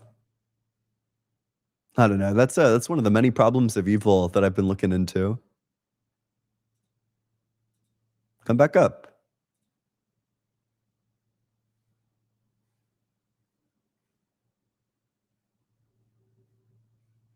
Yeah, he was gasping for air like the narwhals. I like how he said phone died, and then he's literally in the chat. This guy's the GOAT. Okay. Yeah, that one's like imminently clippable. Sorry, I stopped reading supers preeminently or preemptively. Larry, thank you so much for the super chat. Thanks so much for the $50 super chat as well. I really appreciate that. That goes a long way for me. Absolutely. Thanks for what you do. Thank you, Larry. I really couldn't have done this without you. You've given so much support to the stream that I'm able to do all the things that I want. I'm gonna need to be making some purchases to get the stream, stream worthy, and that's probably gonna include getting like something to block out the sun, get the lighting a bit more even. It might even include getting like a lower noise fan, something of that sort. So I really appreciate that. Thank you so much. One bad weekend. Thanks so much, Super Chat. The game. How does it feel to lose? That's actually really funny. I like that. It's like a pretty good one, actually. That's a good usage of how does it feel to lose. How does it feel to lose the game? You lost. How does it feel to lose? Jamink, thanks so much for the Super Chat.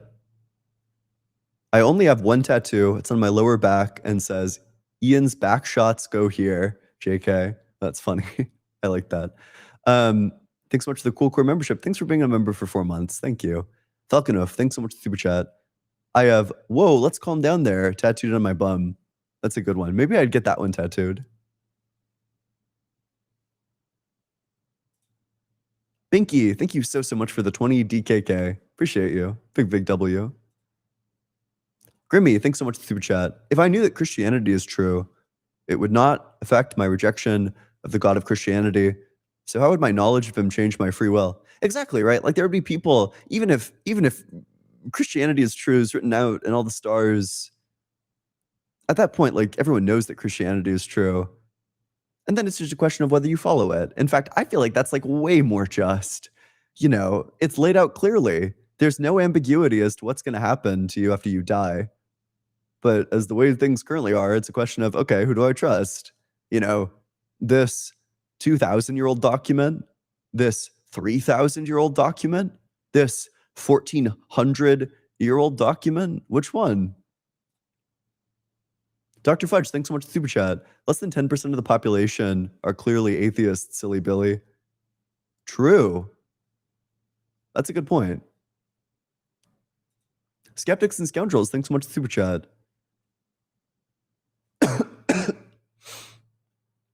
I really hate how the pizza guy delivers a pizza and denies my free will about his existence. Happens all the time, dude. That's why I never want to see the DoorDasher. Don't show me your face, then don't take away my free will. Grimmy, thanks so much for Super Chat. Belief or disbelief does not change my distaste for said God. Yeah. True. Dr. Fudge, thanks so much for Super Chat. It's not my wallet argument. True. That one was kind of a rough one. It's kind of a rough one for contradictions. I don't know why that guy would do that. He just got up there and he was like, P? And in the Bible it says, not P. And it was like over and over. It was like on repeat. Oh my God. This dude was like the GOAT. Philosophical juggernaut. The SEAL Team 6 of logic. Step aside, Graham Priest. There's a new beater on the block. Grimmy, thanks so much for Super Chat. And how before eating the fruit did they know disobedience was wrong? Yeah, it doesn't seem like they could be held morally responsible because they didn't know what was right and what was wrong. Silver Black, thanks so much for Super Chat. You make me even more proud to be an atheist. Keep going, bro. Hey, I appreciate that. Thank you so much. Very kind of you. No. Where's that one person who's going to debate? I was interested in debating that one individual. They're gone now. That's so sad. Okay, that's fine. We have an order. Let's go in order. I think this person's been waiting a very long time. Hey, how's it going?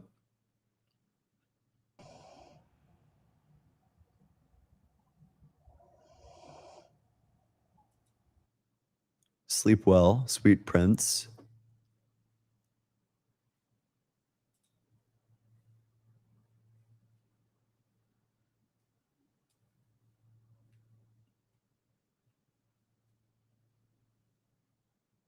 Right, let's go to the very next guest. If you're in that guest request box, make sure that you're 18 or older. Make sure that you believe in the God of the Bible, the Torah, or the Quran. older. Ooh, hello. Make sure that you believe God is the cause of the torch. Cease immediately. I don't know why the heck that was happening. You're more than welcome to like re-request to join, I guess.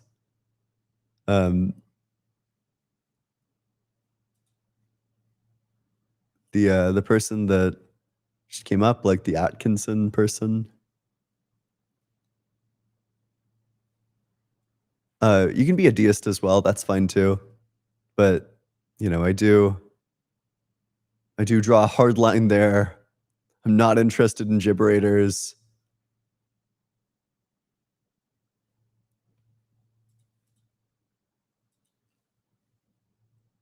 You know, we have a strict no gibberator policy. We'll see. We'll see. Currently only have 2 other people requesting to join. It might turn out that there's 0 people by the time we've traversed all of them.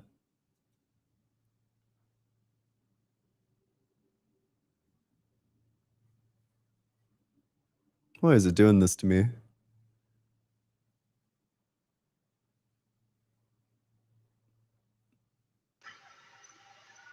What? This shit is so broken. Hello? Oh, yeah, hello, can you hear me? Hello? Can you hear me? Yeah, you're a bit quiet. Hello? Can you hear me? Can you hear me? There's like an incredible delay.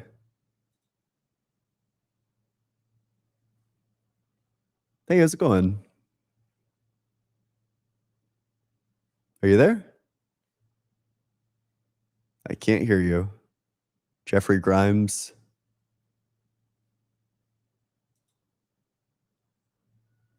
What? Oh no.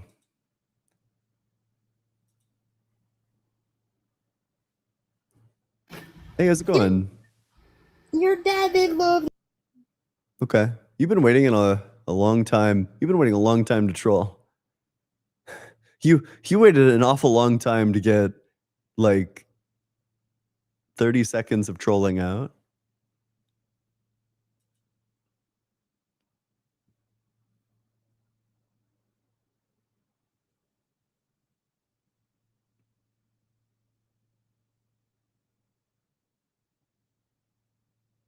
Oh. It's gonna be like a fool me twice, shame on me situation. But we'll see. Hey, Yo, sorry. you're good. Yeah, how old are I you? was talking to my baby. I'm 23. Yep. What religion? I'm Christian. Sure. What makes you think that God exists? Actually, could we talk about objective ethics Uh, instead? I guess. Sure. What about So it? I kind of watch you a lot, and you kind of make an argument from agency, I guess. Mhm. And I've been like thinking about. Sure. Yeah, what about it? Oh, sorry, I cut out. Could you just lay that out for me real quick? Yeah, the typical like worth argument, something like this, you know, I'm an agent, I take actions to achieve my goals, but you know, what's required for every single goal that I have is my freedom and well-being, which means that I need for you to not interfere with that, which means that in order to have any goal at all, I'm saying that I have a right to freedom and well-being just because I'm an agent. But if my agency is sufficient for me to have that right, then all agents must have a right to freedom and well-being. Therefore, everybody has, to the extent that it's universalizable, a right to freedom and well-being. Okay, so there's a few things. Could I just get you to like frame it in a way where it like produces like an ought, basically? Because that's rights are like reason laden. Like what it means to have a right to something is that there's like an outward facing ought claim that others ought not prevent this individual from doing something. Okay, yeah, so that's kind of what I was trying to get at. It seems like I talked to my brother about this. I actually thought, it seems like it's a pretty solid argument, and I presented it to my brother, and he like raised a complaint. Mm-hmm. He thinks there's an equivocation there, and by extension, I now think there's an equivocation there. Where? And I think the equivocation. So could you like notepad and like formalize it real quick? So I can kind of point Sure. out Yeah, that's fine. If you want, while you do that, I can kind of explain what I'm getting at. Yeah. So it seems from like if I have a goal, I have oughts that I need to get to that goal. It seems like that ought is a very specific ought, and it seems like you make the equivocation when you apply that ought to all other oughts. Like, just because I have an ought, we can call it ought number 1. It doesn't seem... It kind of seems like you equivocate and say that ought number 1 is sufficient for freedom and my freedom and well-being. So then ought number 2, 3, 4, 5, and all these other things are also sufficient for others' freedom and well-being. Mm-hmm. But to me, it would only seem like you should respect their freedom and well-being so long as that is helpful for ought number 1, the ought that you hold. Freedom and well-being are necessary to achieve any goal that I have. If I ought have freedom and well-being, then others ought not interfere with it.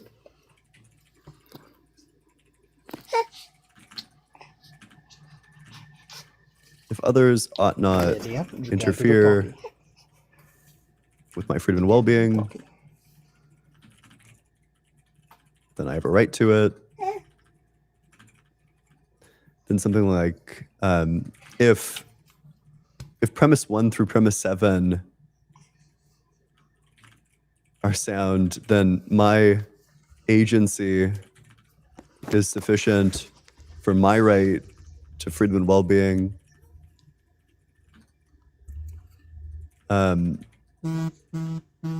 If my agency is sufficient for my right to freedom and well-being,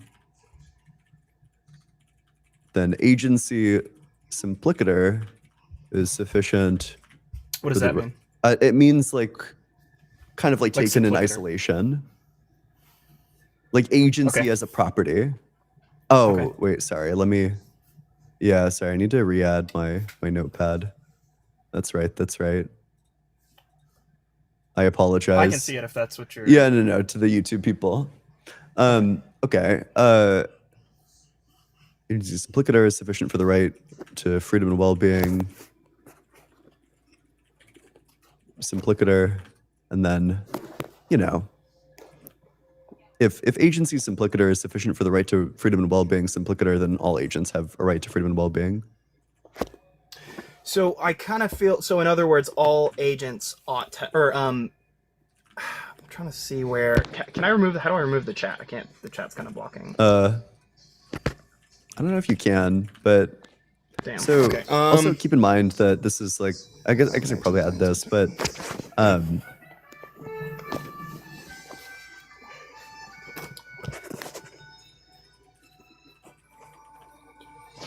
it's gonna be... prima facie right to freedom and well-being.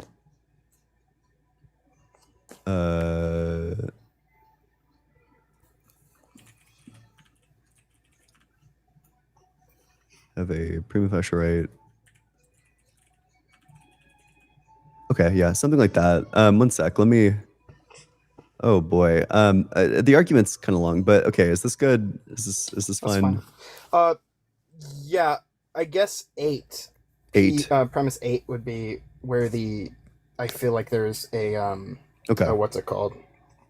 An equivocation. So basically 8 is saying if I ought to do something, or if others ought respect my goal, then I ought respect others' goal. Not really. It's saying if this one property that I have is sufficient for this other property that I have, then there must just be a relation at like the property level. If me having the property of agency is sufficient for me to have the property of having this like right to freedom and well-being such that others ought not interfere with my goals, then this property in general must be sufficient for that other property in general. So I think that's what I disagree with. So that's basically saying, I ought have my rights not trampled on to achieve my goal. Therefore, I ought not trample on others. Not quite. No, it's a no. claim at the metaphysical level. Okay, I'm kind of. Let me. It's not a claim about like reciprocity twice, or even like a claim about like fairness. It's a claim about like the relation between properties. So here's what I would say. I would say my agency is sufficient for this right so long as I am going towards this goal that I have. Yeah, and if others, it seems like you're saying that if I have that right because it's not just because I'm an agent, it's because I'm an agent and I have this specific goal. Then I think it would be fair. No, it's because it is just because you're an agent. That's premise one. It is just because. Baked into being an agent, by the way, what it means to be an agent is that you have goals and that you take actions to achieve those goals. Yep. Something is necessary to achieve your goals, and you ought do it. Freedom and being necessary to achieve any goal that I have. So I kind of maybe disagree with 4. There's a couple problems I have here, but I do kind of want to see if I can nail down what I think may be equivocation first. If I ought have freedom and well-being, then others ought not interfere with it. But that's a very specific ought towards my goal. If others ought not interfere with my freedom and well-being, then I have a right to it, yes. If 1 and 7 are sound, then okay, I don't know if I agree with 7. Sorry. So I should also say if 1 through 6 is, yeah, obviously it shouldn't include itself. I don't. So if 1 through 6 are sound, then my agency is sufficient for my right to freedom and well-being. Yep. I would disagree. Wait, my agency is. You probably don't want to reject that one because premise 1 is that I'm an agent, and then the conclusion that you're able to deduce from that is, therefore, I have a right to freedom and well-being. So define rights, because how I define right. Like an outward-facing claim. We're talking specifically about negative rights. At least that's what this argument is doing. Okay, I'm not very. You're gonna have to explain that to me. Yeah. So when you have a right, what that's saying is that others ought not. Or when you have a negative right specifically, you're saying that others ought not prevent you from doing this thing or having this thing. If I have a negative right to, I don't know, like to go outside and sing, then what I'm claiming is, I have a right for you to not come and like interfere with me doing that. Okay. So maybe it's 8. Maybe it's 8 that I disagree with. If my agency is sufficient for my right to freedom and well-being, then agency simplicative. I think that's where I think. Yeah, we're kind of jumping around because this is where we started. That's my bad. Yeah, I've been thinking about this argument, but I've been trying to. I basically just came up so I could get it formalized, so I could address it.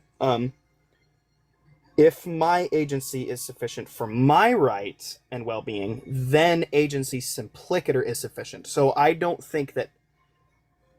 know if I can make that jump. Why should I believe that premise? Yeah, you should believe that premise because what you're reasoning from, you're saying, I have this one property, and because I have this one property, it's logically sufficient for me to have this second property. For example, I have the property of being in motion, and that's logically sufficient for me to have this like secondary property that I'm like spatially extended, or that I exist within space, because that's like required to do that. But you're then saying like, okay, anything that if it's sufficient for me to have this, if this property in myself is sufficient for this other property in myself, then this other person who has that same property must also have this other property because it just is logically necessitated.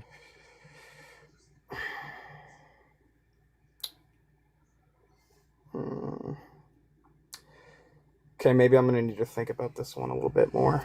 Mm-hmm. There's also another route because I agree with you. I think that this is like, I think that this probably is like a tension point for the argument. I think that this is like one of like the make or break claims. But I think that another route that I've explored for how to overcome that gap is you could argue that everybody ought be fair based on like virtue ethics grounds. Like you argue that everybody has like this minimal goal. It's to live, a life that they could rationally approve of. And I can give you an argument for that if you'd like. But and then what's required to live a life that you can rationally approve of is that you treat like cases alike. You act fairly. And I can give you an argument for that too. But then if you accept both of those premises, then you end up saying that everybody ought treat like cases alike. And then, I mean, if you have this right on the basis of your agency, then presumably the other way to get across this gap would be to say, well, in treating like cases alike, I'm an agent, I have this right. There's kind of fundamentally nothing different between you and I. So to be fair, you would also have this right.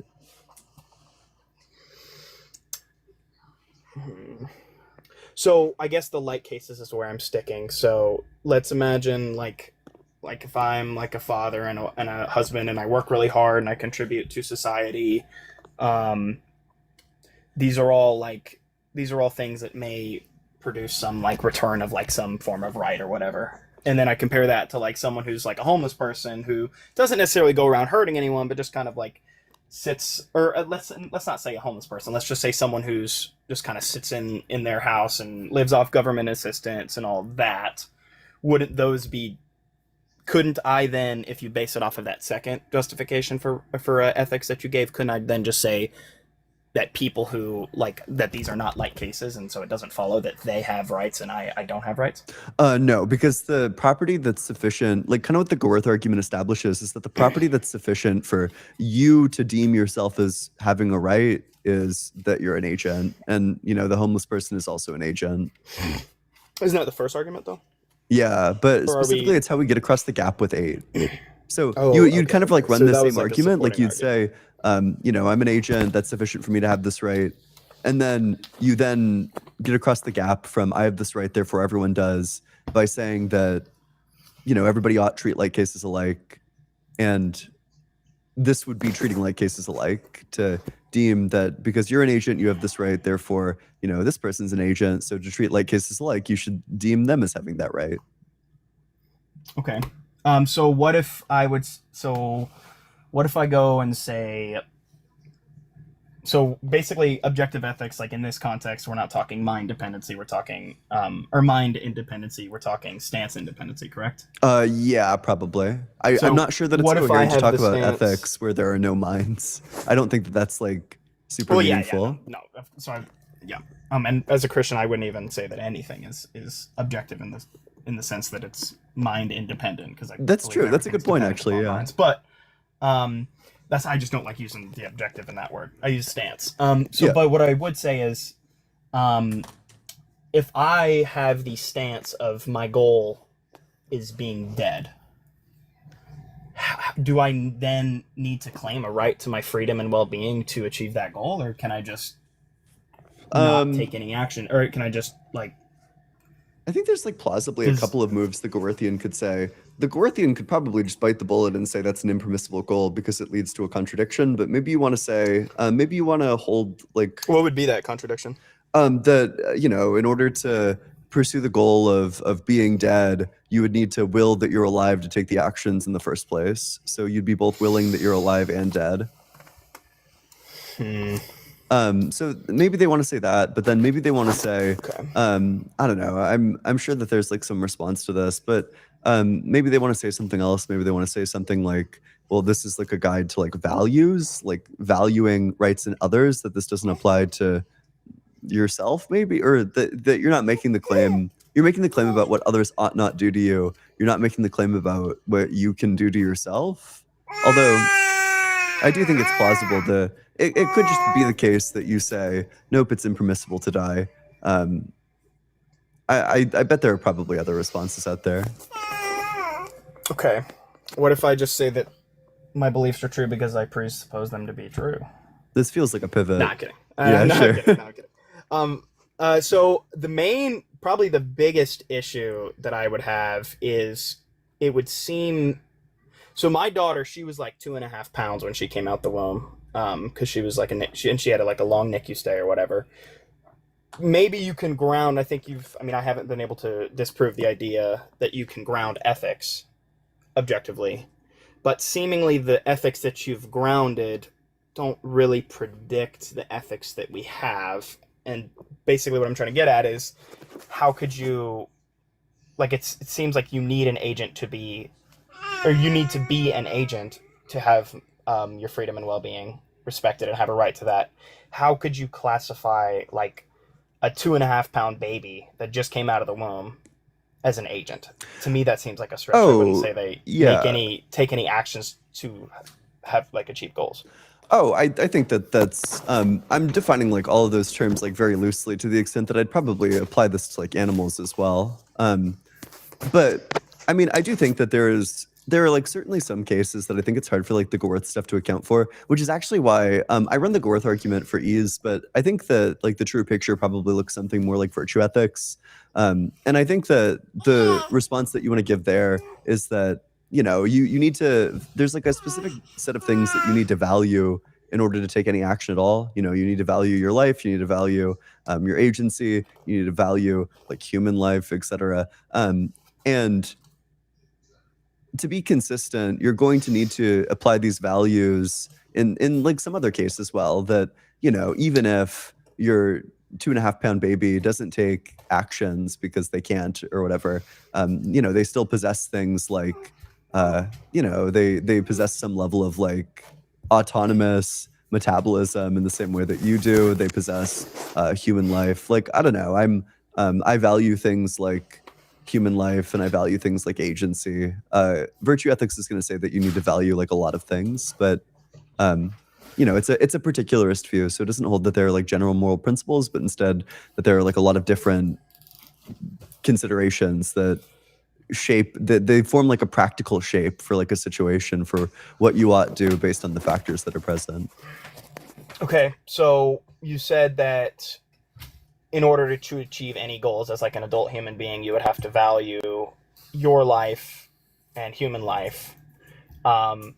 I don't know that you would have to value human life necessarily. I can grant that you would have to value your life, but then how do you make the jump that because I have to value my life, I have to value others' lives? I mean, you could use the agency argument, or the argument that you laid out earlier, but seemingly it doesn't apply if you're not an agent. So I would need you to make the jump that because I value my life, I should value others' lives, or human lives in general. Yeah, just that when you take these actions, you're deeming these things as valuable.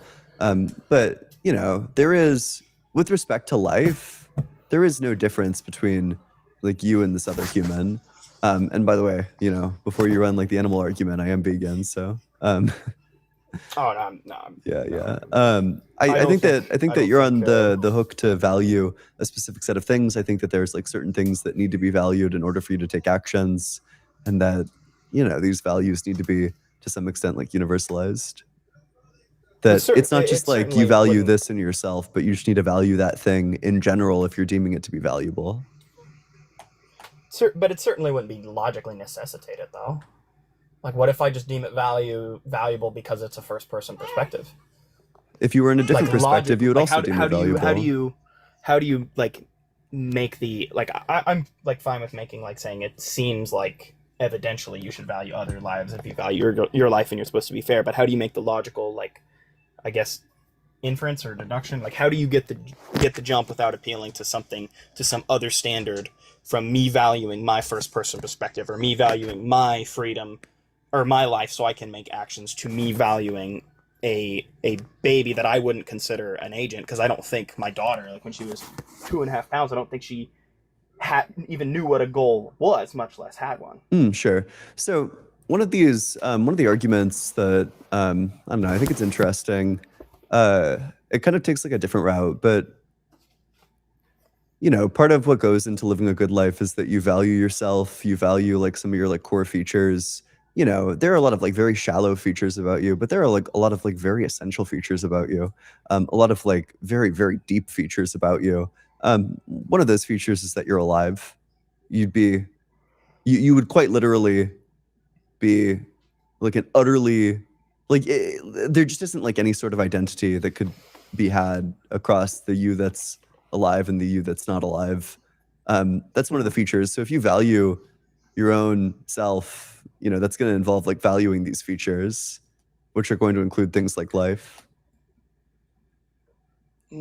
I don't necessarily have to value all of my features to value myself, though. I could pick out very specific features that only apply to me, that don't apply to other people. Like I could say, I value myself because I have a very specific, like I have brown hair. That's why I value myself, and pick it out. And seemingly I could remain logically consistent, because it seemed like your defeater to my logical consistency was the agency argument, but that seemingly only applies to agents. So how do you get me, like, where would be the contradiction?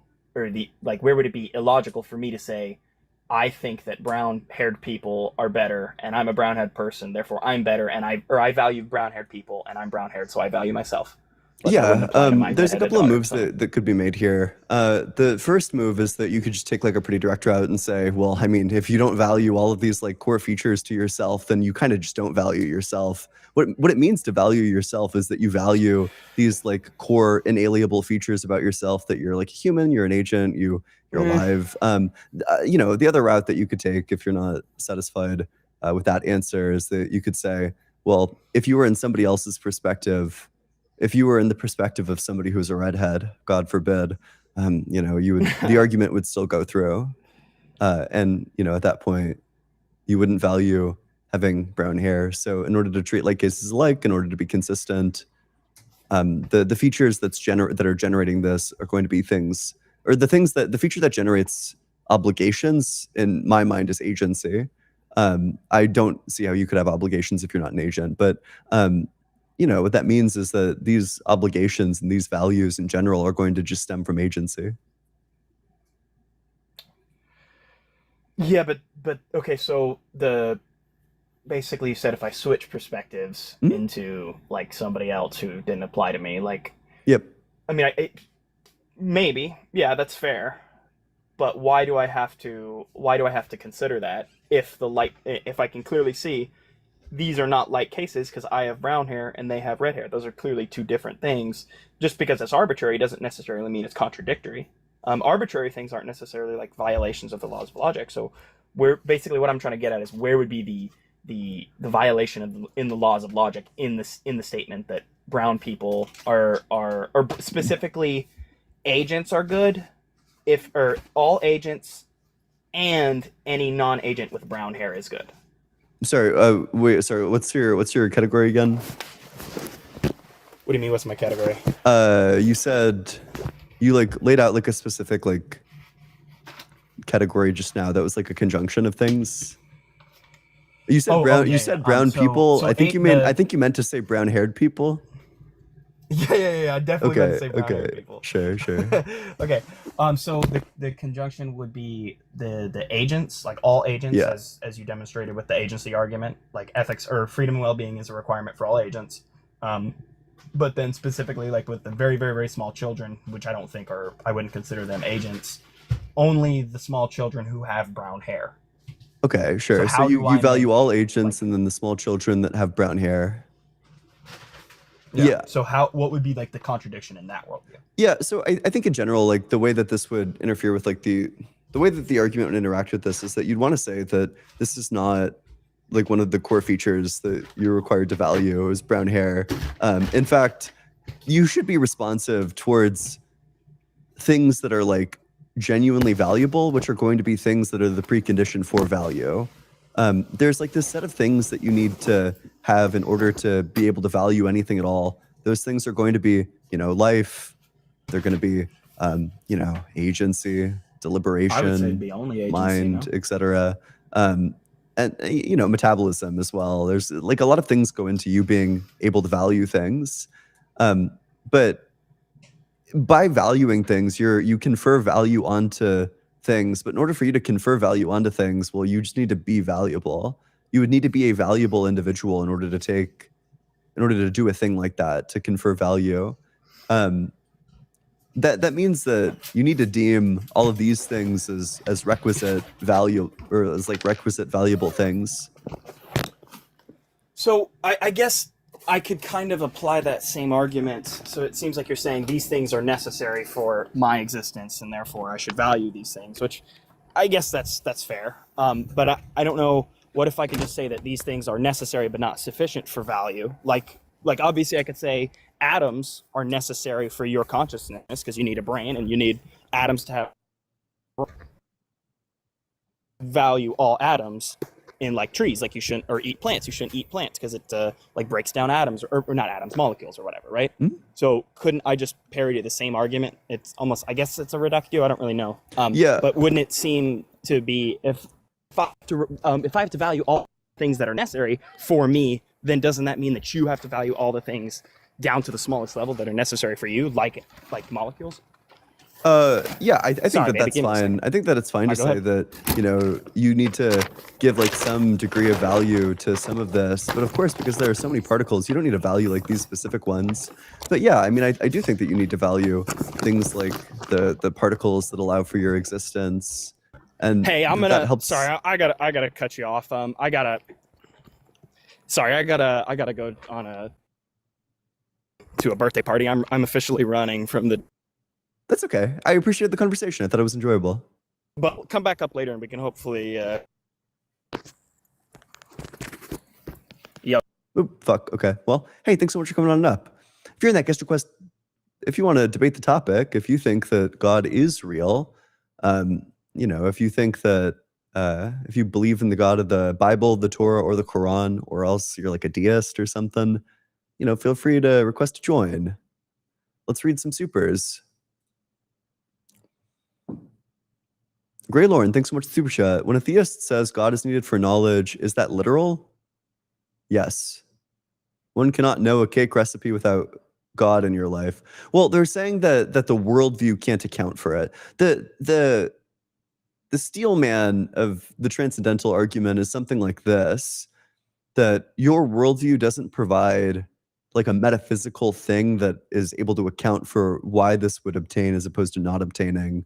But then that's very silly because like let's say they're totally right and you have nothing that can account for it. Well, at that point, you can start theory crafting. You could literally just start positing primitives. The fuck? Like they can accuse your worldview of being unparsimonious, but that's not a contradiction. It's not a contradiction to have primitives in your worldview. Also, I mean, there's like lots of you could probably just can run the straight materialist route to account for knowledge, right? Like I actually think that the materialist stuff. One project that I'd like to work on. It's one of the trillion projects that I'd like to work on. I think that there is a devastating response to the transcendental argument present in ontic structural realism that holds that all of these physical properties are relational and that what there is this like structure of relations and that comprises the identity of all of the properties. This gives you like direct access to saying that logic just is the abstraction of this structure, that the grounding for logic is the ontic structure of the physical. And then you're a physicalist and you just have an account for logic. Like, I don't know. That seems like one of the many ways. Worst case scenario, you can just say that the laws of logic are Platonic facts and that you intuit them with your logic tracking like intuition, you know? There's just a million things that can be said.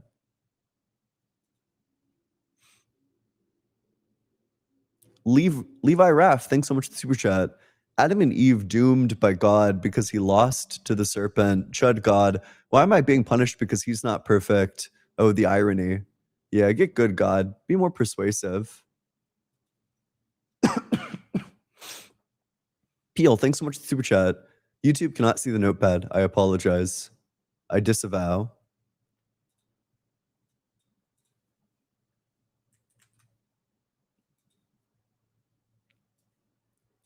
Grimmy, thanks so much for the super chat. Generally, humans are dispositioned to self-preservation even at birth.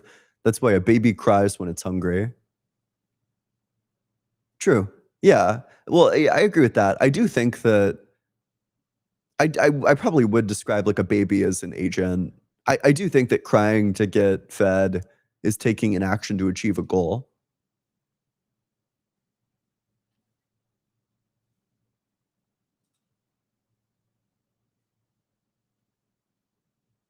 Owen, thanks so much for the $250 on Venmo. Let's get a big W for Owen. That's genuinely incredible. Thank you so much from the bottom of my heart. You know, moving isn't cheap. In this new space, there's like a lot of potential for it, but you know, it's gonna require some changes. It's gonna require, I might need like some fan that's quieter so it doesn't disrupt the audio, or something to block out the sun so that my lighting is a bit more symmetric. I really appreciate that. I wouldn't be able to do this without you. Thank you so much. The super chat is, as someone who suffers from gingivitis, redhead, that comment made me laugh so damn hard. I'm sorry for your loss, Owen.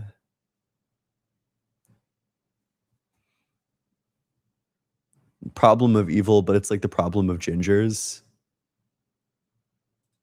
Grimmy, thanks so much for the super chat. Moral value and platonic value are not the same issue. We have moral value to agents and platonic value for physical reality. Grimmy, help me understand your comment. When you say platonic value,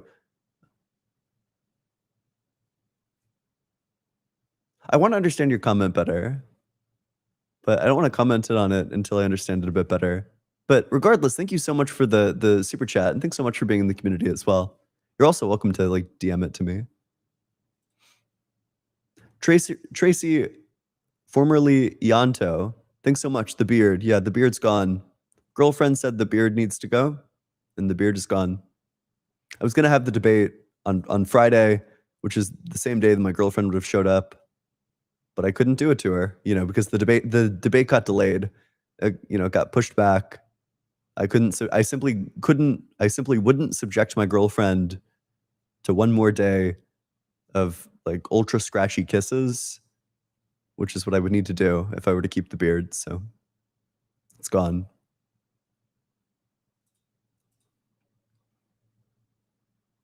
Amir, does Daravek, thanks so much for the cool Corey membership. Thanks so much for the 5-cent memberships. I appreciate that. Thank you. Big W.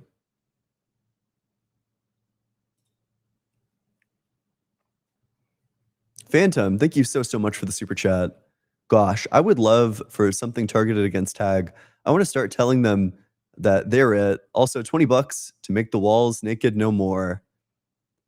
Yeah, you know, I don't have any books. Nobody will know that I'm intelligent. I have no books. How are they supposed to know how smart I am? How are they supposed to know how knowledgeable I am? There's no other way. I appreciate that, Phantom. Fact Junior Roll. Thanks so much for the super chat. Who would win? God's perfect creation or one sneaky serpent? That's a good point. Holy. All right. Let's go to the very next guest.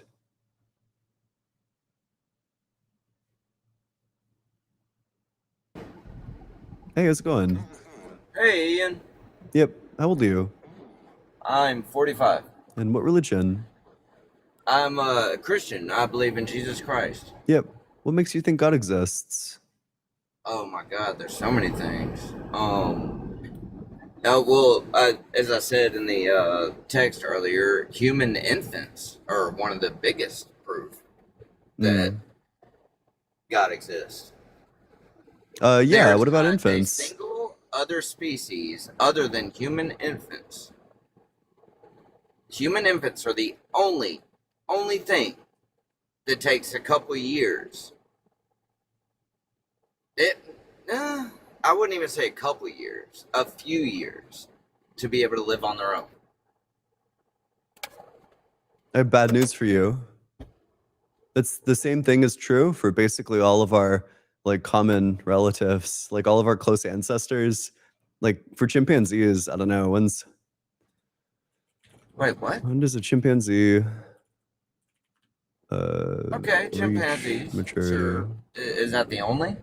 Between 13 and 15 years is when they reach physical and sexual maturity. No, I'm talking about right being able to survive. Just survive. Okay, when is a chimpanzee able to survive on their own?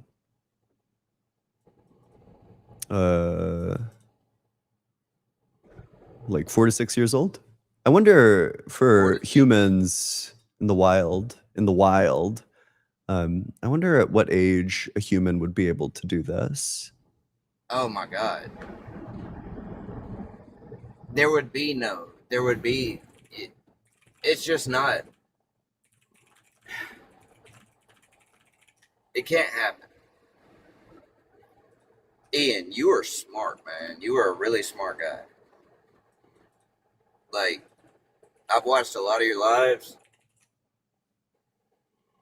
What was that one thing you always said? The thing that made you start doubting God. If God could create a rock so heavy, like something like that. Yeah.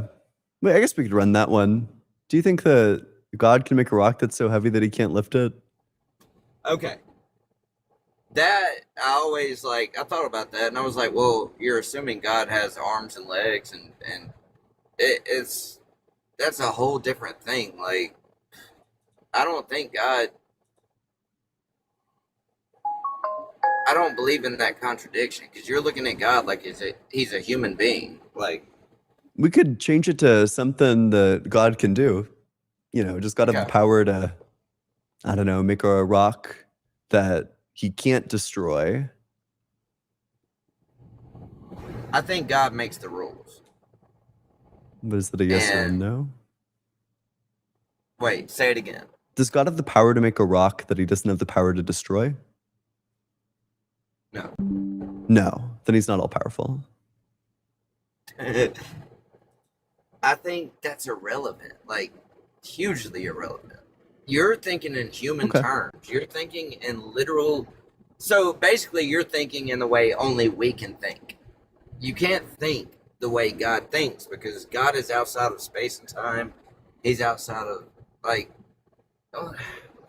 it's something we can't really prove, and it's something we can't really. Honestly, we can't even discuss. And I Then get what are we that- doing that right now? goes on. What did you wait in the queue for? No, I get it. I What's get the point of It coming all up comes here if down we to can't faith. discuss I it? get it. It all comes down to faith. Man, Ian, you're a good dude. You're a smart dude. Thank you. I pray for you, and I know you don't. Thank I you. know Your don't glaze is receive deeply that, appreciated. but I do pray for you, and I know, and I really think deep down you are searching for evidence. I really do. Mhm. Yeah, I want to And- believe true and I things. hope you find it. I know I won't be able to provide it, but I really hope you find it. Wait, I'm curious. If you're saying that we can't form beliefs with logic, how am I supposed to form my beliefs? No, we can do it with logic. No, But your I God can is give you logic contradictory. right now. Logic That tells all us that your comes down God to- doesn't exist. You know what makes me believe? Okay, the two things that make me believe more than anything. One is the prophecies that are unfolding right now that are stated in the Bible, things that are happening. Two is the 11 disciples that died the most horrific deaths, holding on to what you say is a lie, but they died for it. Lots of people die for lots of things. Also, first of all, Okay, we but for sure 11 don't have. We 11 absolutely don't have guys evidence that For the like 11 same lie guys. for no reason, they didn't get any accolades. They didn't get any. They lived a life of basically hell on earth. Like, all they could do was preach. Like, all they could do, and they died for it. All of them, all 11. Just one survived, and he wrote Revelations.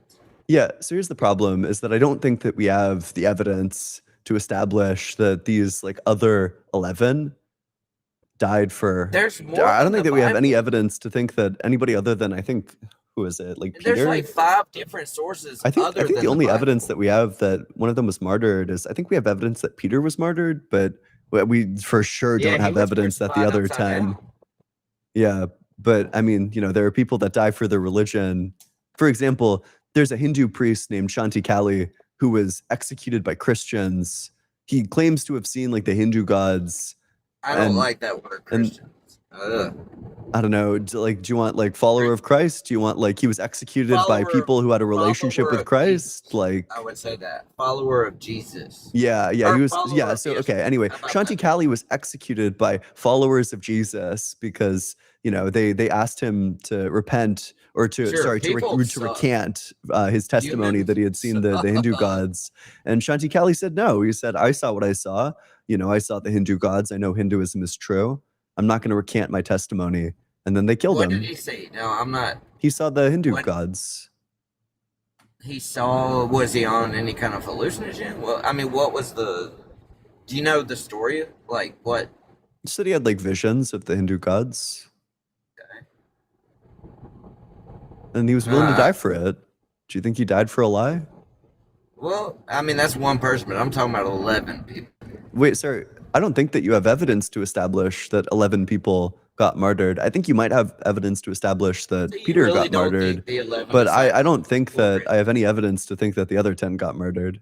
You don't think the 12 disciples were real? You think that's all? I don't think make-believe? I said that. I think that's a bit of a straw man of what I just said. No, I'm just asking. Do you believe I have the no 12 idea. disciples existed? I think I'm inclined to believe that at least most of them existed, or at least some of them exist. I have no idea. I'm not sure.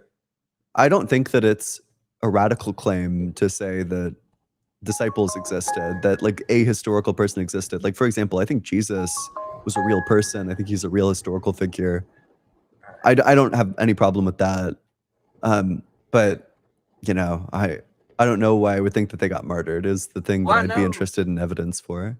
I know that other than the Bible, there's more sources on their deaths and on their lives. Can I get an example of, I don't know, let's pick up. Well, let's no, pick- I've got to get those. I'm not prepared for this. I'm gonna get those though, and I'm gonna come back to you because Ian, dude, you are, God, you could be a warrior, and I'm going to find that information for you. I'm gonna come back. Listen, you know, I'm like one personal experience away from, you know, getting on this app and saying, you know, you immoral atheist dogs can't ground logic, you know, repent to Christ. One religious experience is all it would take. I get it. No, I understand that. And my thing is time is running out, and I really believe that. But I'm really going to do some studying, and I'm going to come back and I'm going to talk to you. Okay? Sure. All right. I love you, brother. Hey, thanks so much. That's very kind of you. Thanks so much for coming on up. All right.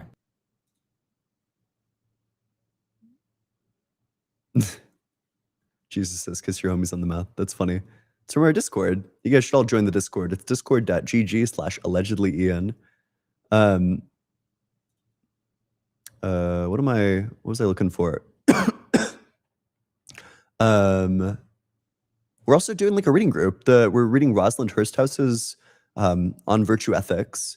We're reading chapter, what are we on? Like chapter 7? It's the last chapter in the virtuous motivation section. But it's good. It's going to be good.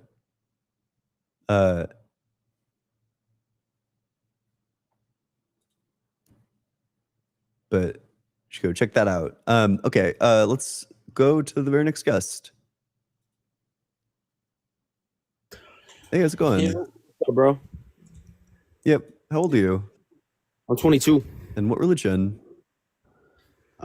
Christian. Yep. What makes you think God exists? So, can I just build up to let's have a good debate. I just gotta say something to build up to it. Sure, go for it. All right. So, you know what like metaphysical energy and like dark matter is, like those type of concepts? I know what, I'm vaguely familiar with dark matter. I don't know what the fuck metaphysical energy is. Yeah. The reason we don't know about that yet, but we do know it exists. The reason we don't know anything about it is because the phone you're holding right now is like 10 years old, bro. We're in the infant phase of human knowledge. Like we don't know anything about the universe. So there is one creator of the universe. I don't know if There that's is true. Well, we're in like the Industrial Revolution was what, 60 years ago? We were eating with like, we were such more an than ape-like that. civilization. All right. Anyway, so I'll start off by saying this. Like, you might not agree with this, but I'll just say it for the argument, right? So there is one ultimate creator of the universe, but That's the it conclusion. has revealed. Yeah, but I just said you're not going to agree. Just let me talk. Wait, So sorry. it's- Sorry. Do you have like a reason to think that this ultimate creator exists? I don't want the Lord drop, right? You know, I could Yeah, turn no, I on won't. I could turn on Yeah. like lore in a minute anytime I want.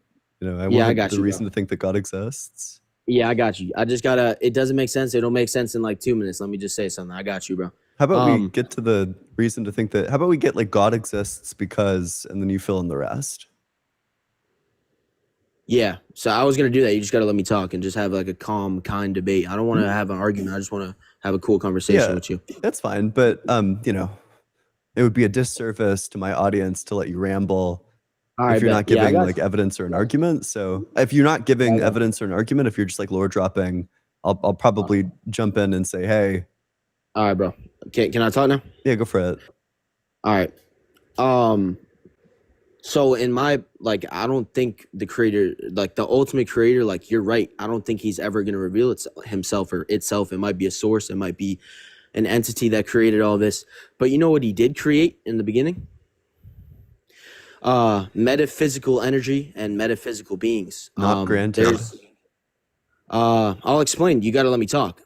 I don't grant that God created these things. Okay, so you think, bro, I was you 2 months ago. I was an atheist. I thought the universe was purely physical, and that sounds crazy. It is purely physical. It is crazy. Listen, it is crazy what I just said, that there magic exists. It's not magic, bro. It's just two types of energies, and you got to listen to me.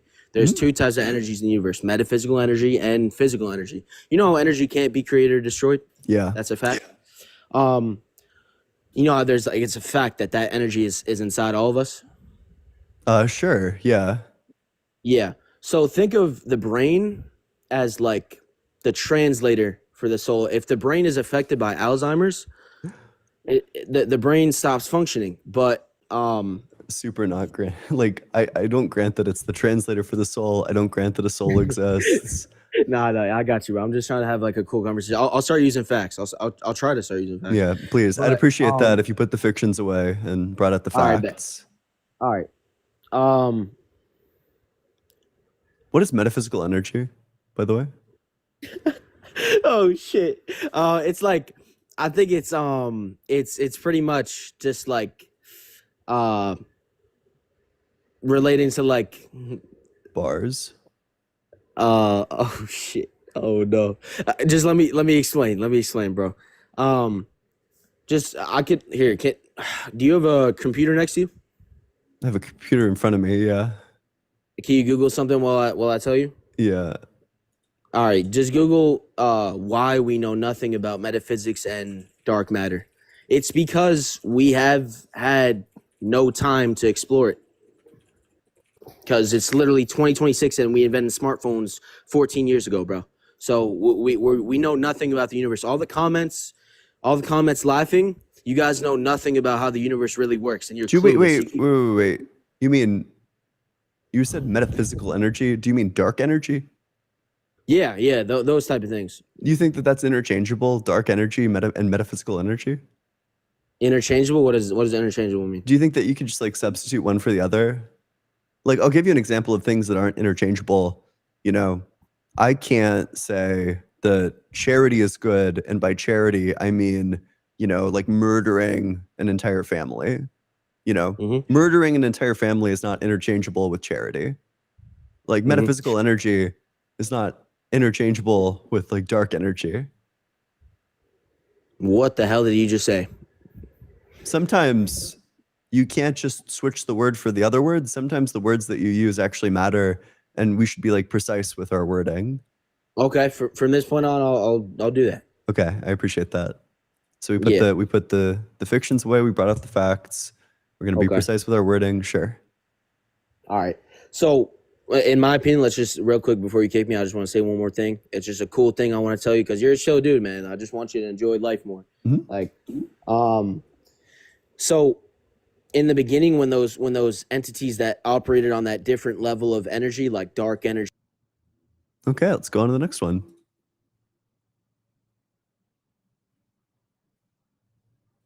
Make sure you're double tapping on that screen, sharing it with your friends, and all that good stuff. If you're in that guest request box, make sure that you're 18 or older. Make sure that you believe in the God of the Bible, the Torah, or the Quran. You can be a deist too. That's fine too. But you know, it's kind of a bare minimum. It's a bare minimum requirement. If you don't fit that criteria, don't request to join. I currently have, I see. But then this person's a friendly. Will, I think you took a wrong turn. Oh, I think I joined together with 3 people in the same time. Oh, okay. Wait, are you here intentionally? I was requesting, yes. Okay, sure, yeah. What religion are you, and how old are you? I am... Okay, sorry, you can kick me out immediately because I am not theist, but I disagree with one of his theories. Okay. I will. We're doing the God debate, you know. You can be an atheist and hold a whole bunch of views. A spectacular number of views. I currently have nobody requesting to join, though. So if you want to debate the topic, if you think that God is real, you got to be 18 or older. You got to believe in the God of the Bible, the Torah, or the Quran. You can be a deist as well, but you need to believe that there's like an ultimate mind. There's kind of no exceptions to that one.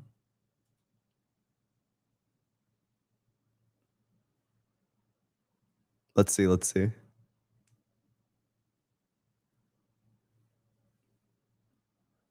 Who's that one person? Who's that one person who's like the whatever videos? That person's probably long gone, but hey, how's it going? Pseudo Jim? Pseudo Jim, are you there?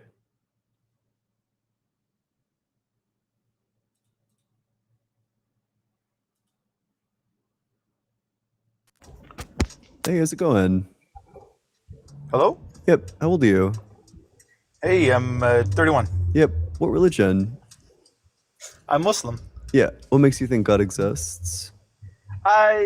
So initially, actually, honestly, this is the maybe third or fourth time I've dropped past your live on YouTube, and there's just the recurring question that you ask is mostly just kind of what I want to discuss. I don't really have. I'm not into apologetics. I'm not into debates. It's just that there's a question that you asked a few Christians, and I kind of just want to tackle it. See if that's cool by you. Sure. It depends on the question, because not every question is going to be applicable. Yeah. No, the question you asked, the one that you just asked maybe like 15, 20 minutes ago was, can God create a rock that he cannot destroy or something like that, right? Yeah. Although I will say, I think this only applies if you think that God is that set of logic. So I think the easy solution that's been taken by a lot of people is that you just restrict it to, well, actually, at this point, I think I'm probably convinced that solution doesn't even work. So sure, go for it. Yeah. What's your solution to this? Well, the solution for that's very easy, and I'm not sure that a Christian can use a solution because it kind of bites a Christian in the ass there. But the solution is that God can do all things, but contradictions are not things. A square circle is not a real thing. God cannot create a square circle because it's not a real thing. So it's along the lines of asking, can God suddenly just decide to not exist anymore? It doesn't make sense because God, in most of these cases, is the I think in the Kalam cosmological argument, he is the first mover, and he is necessary, and a necessary being cannot simply not be. So it applies to pretty much all things that are contradictions, because a rock that is bigger than God or stronger than God or whatever is a contradiction. It's not. It's a category error, not Sure. a good question. Do I have the power to not be? Do you have the power to not be? Yeah. I mean, it depends on what you mean. I think do I have the power to like throw myself from the railing and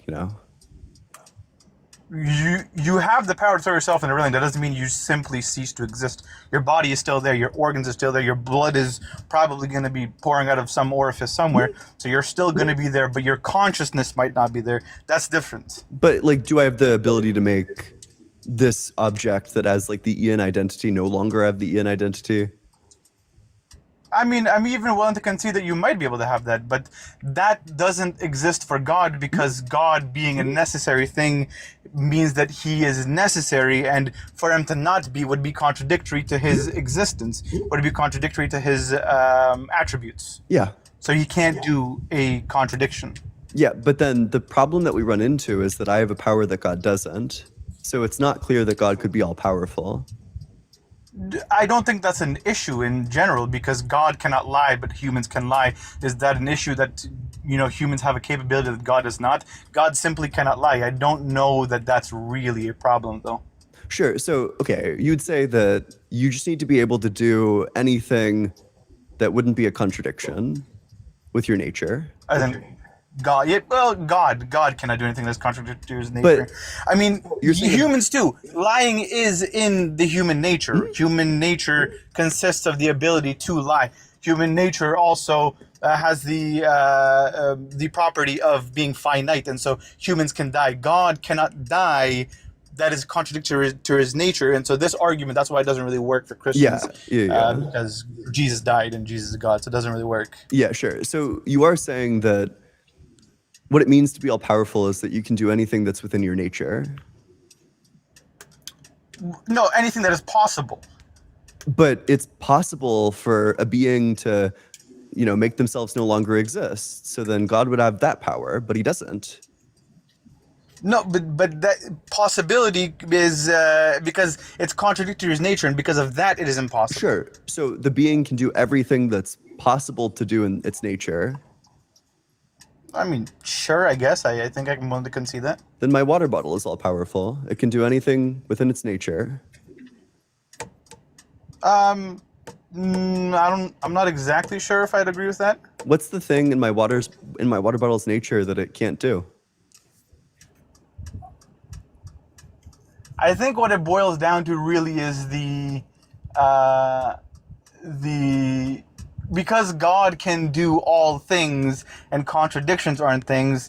It's not necessarily that it's in the contradiction of the nature of the water bottle. It's just that contradictions are a thing outside of I think the individual, whether that individual is God or that individual is a human.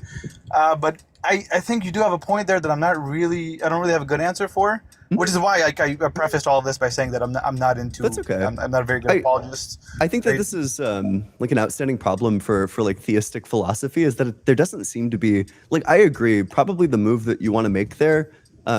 So to avoid like the problem of the rock, you want to restrict omnipotence to being like something other than just able to do anything. But also to avoid like additional contradictions, you want to restrict it further to avoid God having the power to lie. You don't want to say that. But then there are humans who have the power to lie. So then we end up redefining omnipotence, but it needs to be something that's stronger than just able to do anything in its nature. So it seems like there's this. It kind of seems like there isn't like a good definition of omnipotence on the market that includes God, but excludes like my water bottle, for example. I think that's probably a fair argument to make. The next step really would be to make a cohesive argument for what is omnipotence and what is not omnipotence, because a Latter-day Saint will have a vastly different idea of what omnipotence is, because they believe that we humans are the same species as God, and I don't think that they have the same understanding of omnipotence as a Muslim would have, and not even what a Catholic or a Protestant or an atheist would have. So I think that's a fair point you make there, that we don't really have a solid set definition for what omnipotence is because it varies so much. But I think that's fair. It's just that I think that in the way you ask that question, I think it's just a bit of a category error.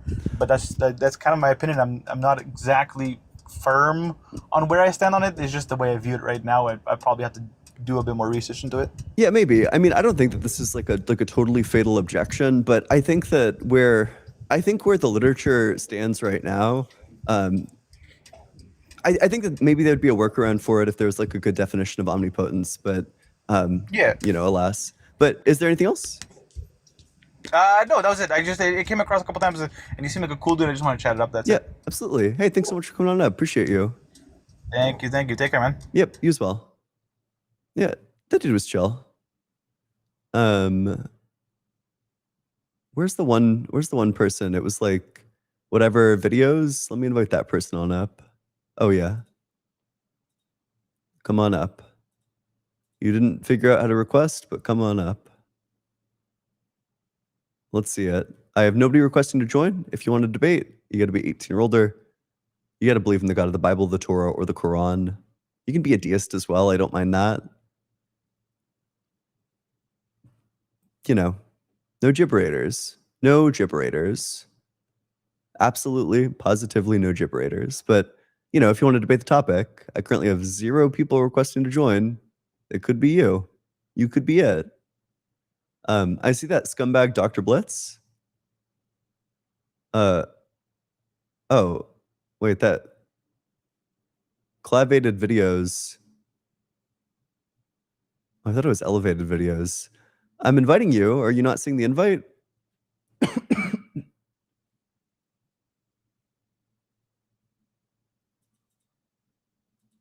It says that you're invited. You should be able to. Hmm. You might need to get live access. I think that requires posting like a video. You don't need to post your face or whatever. Just post like a black square or something.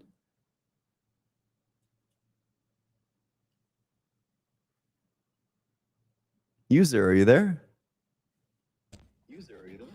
Yo, what's up? Yeah, how old are you? I'm 18. And what religion? I would say that, you know, for morals, and I think that, you know, Christianity would be like, you know, the most accurate, but I just claim to be a theist. I'm not fully sure, because I think there's like, you know, some contradictions you can make with the Bible, but mostly they just stem down to misinterpretations. But I'm more so here to argue about, you know, if God is real or not. Yeah. What makes you think God exists? Well, I think honestly that there isn't, you know, one exact argument that would, you know, 100% show that, you know, a theistic God would, you know, exist. But I think, you know, there's multiple arguments that you can give that would, you know, maybe that would be more likely under theism rather than, you know, naturalism or atheism. Sure. Like what? I think fine tuning, contingency, those 2 arguments mostly. Okay. I think the contingency argument is probably self-defeating, but we can talk about that. We can talk about fine tuning. Which one would you prefer? We can do contingency first, actually. Yeah. I'd normally give like the Leibniz contingency, but you know that has to accept PSR. So yeah, I think PSR leads to necessitarianism. Yeah, I mean that's the thing that most people bring up. I mean we can go over fine tuning, right? Because I think contingency, you know, if you already have your objections to that, there's not really much I can say. But I don't really necessarily think, you know, it would fully like defute the idea of like, you know, a necessary being that would, you know, have to like have that. I just think, you know, the way that you would use the argument with contingency wouldn't maybe be the best.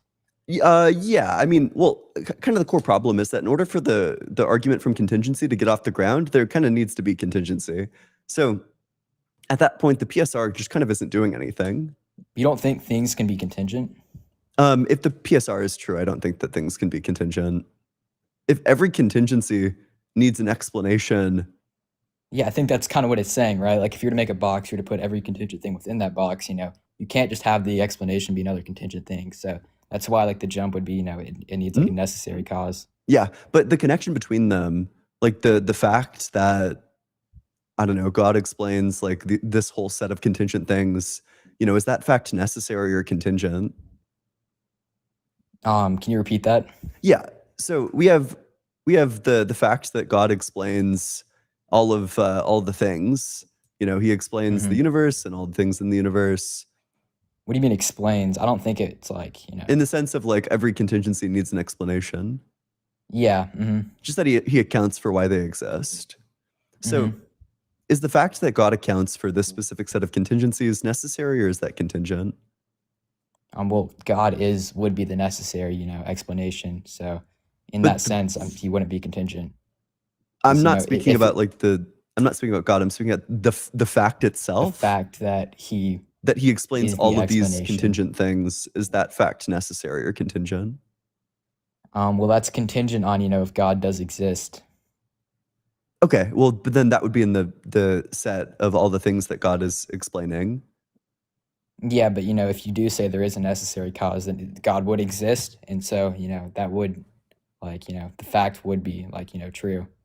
Yeah, but then that leads to a problem, which is that God isn't necessarily explaining all of these things, so he's not like a sufficient explanation. Sure, but would you agree that there does need to be a sufficient explanation for all these contingent things? If the PSR is true, yeah. PSR? But I mean, if the like, PSR is true, then there just true, aren't so you can't just contingent. say, like, yeah, well, but the problem is that if the PSR is true, If every contingency requires an explanation, then there just aren't contingencies. So the set of There the aren't contingencies that contingencies. need explanations just is empty. Yeah, maybe I'm not fully, tracking, but I think, like I said, I think fine tuning would be, Sure. although like, we let's just go over that, I Yep. guess. So what goal of God's leads him to fine tune? Like, what goal is he achieving by fine tuning? Well, that's, based off of like what like properties I would give towards God. But, I don't think that's, I guess, the question that you would have to answer there, right? Because, that would be like, admitting that, God, it would be like the truth. And also, like, I think that, if you were to say, I think it's more about probability, right? I'm not fully sure, why he would necessarily create it. But, I think, it is more likely under, just like theism that would occur. Why would theism predict this? In order to make predictions about what an agent would do, you Yeah, need yeah, I to would. have some like beliefs about their goals or their values in order to say, okay, based on these goals and these values and these beliefs, this agent will take this action. If I have a friend and I know my friend's Yeah, based on, goals are to God being graduate good, college, right? and I know that they know that to graduate college they need to go to their classes, well, then I'm Mhm. able to predict that they'll go to their classes. But Yeah, so absent I that, guess like I guess I would say, that since God being good, right, he would create the universe and, give us free will. so why does God's goodness predict fine tuning? Why does God need fine Well, no, tuning? fine tuning is just saying, like that's just about like how like the existence would be unlikely under, like I guess atheism or naturalism, right? But why does So theism predict it? Like, what goal of God's would lead him to fine it's not tune? it's not necessarily like, there's like a black and white, it 100% predicts it, right? I'm just saying it's more I'm probable not. under theism. Yeah, but why would it? So, in order for it to be more probable, your worldview needs to predict that it's going to happen. Why would it predict that it's going My to view happen? on God, well, I would say, like that goodness, right? Like him being good in nature, I think, it talks about in the Bible, right? Where, he wants to spread, to as many people as possible and let people experience that good. So, you could predict that, he would obviously create, an environment, where people could willingly choose him or, like he wants it to be true love, right? So that's, like they would obviously, like he would have to give them the choice to, freely choose him. You must be trolling. How am I trolling? I don't know if you're aware of this. You might. I don't know. You're saying like every other word. Well, yeah, I don't do debate, right? I'm just here That's to talk. okay. That's I don't know. It's on the edge. I know some people get like that. That's fine. I'm sorry. It's probably you're probably not doing it intentionally. But okay. Why from the idea that God is good would we then expect that he would fine tune as opposed to not fine tuning? Well, obviously, if we didn't have, like, what do you mean by we don't have fine tuning? Like, do you know what fine tuning is? Because that just Yeah. doesn't, Yeah, typically fine tuning is taken to be something like the constants falling in a very specific range, such that if they were any different, then structure and atoms wouldn't form. That there wouldn't be things like stars, and there wouldn't be certainly there wouldn't be things like organic cellular life. That's what fine tuning is typically taken to be. So why would we expect that God would want atoms and these structures, given him being like all I said, good? that would be a part of, when I say, God is good, right? I think, I don't know, I'm sorry. I do notice I am saying, That's okay. I think that, can you repeat like the first question that you had? I know you explained it Yeah. after. Why would God being good lead to the prediction? Like, why would we expect God to fine tune if theism is true and God is all good? Why would God being good lead him to fine tuning?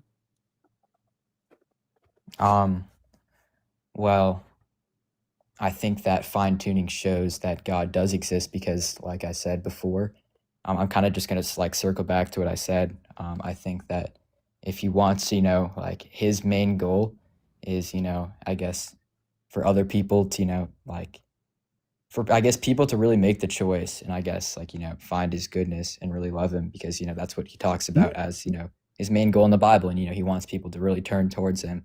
So, if he wants people to turn towards him, he obviously would have to create a universe or, some type of, I guess it doesn't have to be universe, right? It would just have to be, a situation where, conscious life would be able to choose or, not choose him. So, yeah, but he can have that without fine tuning. He could have created there could be zero fine tuning, and there's just a bunch of So like electrons yeah, whizzing I think around, that and then God could have given all those electrons minds and like agency and the ability to choose him or not choose him. God could have not right. So created a there universe at are all other and instead possibilities created of that, like a right? bunch of like immaterial minds, and then given these immaterial minds, he could have created like angels or like demons, or he could have created like infinite possible beings that wouldn't require fine tuning. Well, obviously there are like other like, probable or not like probable scenarios, but there are like, other probabilities. So I think the argument more shows that, I guess, could you explain how those would be more probable under fine tuning? Under Like which what you just ones? mentioned? Any of them, really, any of them. Give me like one thing Yeah, that'd be more sure. I mean, probable. if we're all created in heaven, then we're going to just know that God exists, so we'll be able to actually, I don't know, like take the actions that are in line with His will because we'll have knowledge. And this would be, if God's perfect, this is going to be the perfect way to do this. Is going to be to let everybody know that He exists. But given the way that He did it, we don't know that He exists. So it seems like the fact that He did it this way would actually be quite unexpected on your worldview. Well, obviously, like I said, this isn't a thing to debate about, right? But the reason I personally believe that God does exist is personal experience. And you said you don't have any proof of His existence, so I kind of view it as if you're not like trying to get closer to God, you're not going to be able to like understand who God truly is. Like the farther you distance yourself from God, obviously you're not going to know much about God or even think that He would exist. So Sure. Why would God? So if God's goal is to let everybody know that He exists, why wouldn't He just write it in the stars? Why wouldn't He come back like every couple of years, be like, "Hey, what's up? It's me. I'm God. Christianity is true. See you later." well, why would He? Like under what? Because His goal is for everybody to know that He exists. Right, and I think if you mentioned writing in the stars, right? For one, Mhm. I don't think that would necessarily work, just because I think. I mean, like What? you would have to make a universal language that everyone would be able to You can write understand. it So in the stars in in every single English, language on Earth. yeah. He'd be demolishing His goal. Everybody would believe that He existed, and then you could freely choose to either worship Him or not worship Him. So it just seems like if God's goal is to have everybody have the choice to choose Him or not choose Him, well, I don't even have the choice because I don't know that He exists. I can't choose the thing that I don't know exists. Well, why wouldn't you want to, like I said, if you have to get closer to God to, know whether He fully does exist or not, like why wouldn't you want to get closer to God? In order to make a decision to get closer to a being, I need to know that that being exists. In order to make the decision to, I don't know, form a relationship with someone, I need to know that that person exists. In order to become friends with a person, I need to know that that person exists. All right, I so you agree can't that do any things of do that. exist. I don't think anybody has contested that things exist. Well, I mean, there are some people, like when you bring up like the cosmological arguments, they'll just deny that things exist in the first place. Like, you don't think people deny things existing.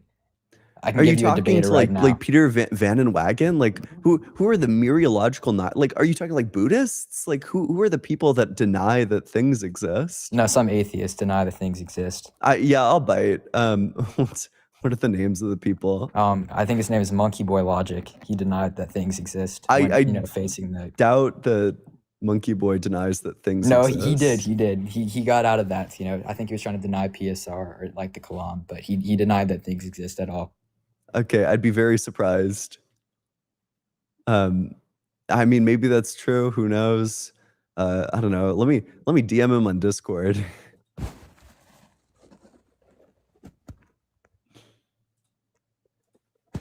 Hey, do you deny that things exist? The guest I'm talking to claims you do. Sure, sorry. That's besides the point. I guess his like defense to the argument was, questioning the person on how they knew things existed or not. So he didn't necessarily claim that things didn't exist, but like he ended the argument right after the person couldn't provide, an explanation of what, something that existed would be. So obviously, he didn't like claim that, stuff does exist, but he is questioning the fact, or at least questioning the other guest on, like the principle that he made about, existence. So I don't know. I need to see the debates, but that would be a very surprising position. So, okay. Where were we? I mean, things exist. I obviously agreed that things exist. Well, I mean, have you heard of the Kalam, right? Like, if you think that, things do exist, Boy, right? have I. Yeah, Do you I'm think sure that's that- probably like, it's the easiest one you can get, right? You've probably gotten it a lot. I mean, what's like your response to that? Yeah, I think the Kalam is I think all cosmological arguments are self-defeating for similar reasons. I think they collapse. So the collapse for the Kalam goes something like this. Do you think God's act of creation begins, or do you think that it was eternal? When God I don't think that exercises God his was causal created, power, so I guess you would have to say that, it's eternal. that God's act of creation, God's like exercise of causal power. Exercise of causal power. Yeah, well, like that God's would- like creating. Do you think God's creating the universe begins, or do you think that God was just always creating the universe? I mean, you asked two different questions. You asked one, like you talked about the creation of God, and obviously, I would just say God would be necessary and wouldn't need to be like have been created. I didn't ask You don't- if God is created. I'm asking, do you think God's act of creation, like when God exercises his causal power, when he, acts Like, give me an example of to what that would be create? like. Yeah, God intends to create a goat, and then he wills it, and then the goat appears. Well, do you think I'm that not God fully sure, was but I do always think creating, that, or do you think that he like- begins to create? I mean, that's just like, I don't know about, nowadays, right? Like, if maybe he had like an influence in evolution, right? And, like that caused, like he had like, an influence in for people to appear. But I don't know about, a specific rock, right? Like if I were to go over to like a rock and I were to like, smash it into pieces, right? Like whatever those pieces, eventually end up, I don't know if that's going to be, because of God, right? I think our will can also Was the influence question that as well. confusing? I'm just asking, do you think that God was always creating the universe, or do you think that he begins to create the universe? I don't really know like why that would matter. I'll let you know. The Kalam is self-defeating. This is why. So if I were to say God like still like is creating the universe to this day, That's not even one of the options. I'm just asking, like, had he always created the universe, or does he begin to? begin to. Yeah. So then God changes. He goes from not creating to creating. That's a big problem, because that means that God changes, so then he's temporal. But then, I mean, if God's temporal, either his past is infinite or it's finite. If it's finite, then God begins to exist. There's a first moment of his existence. And if it's infinite, then there's just an infinite temporal regress, which means I have no reason to think that the universe begins to exist.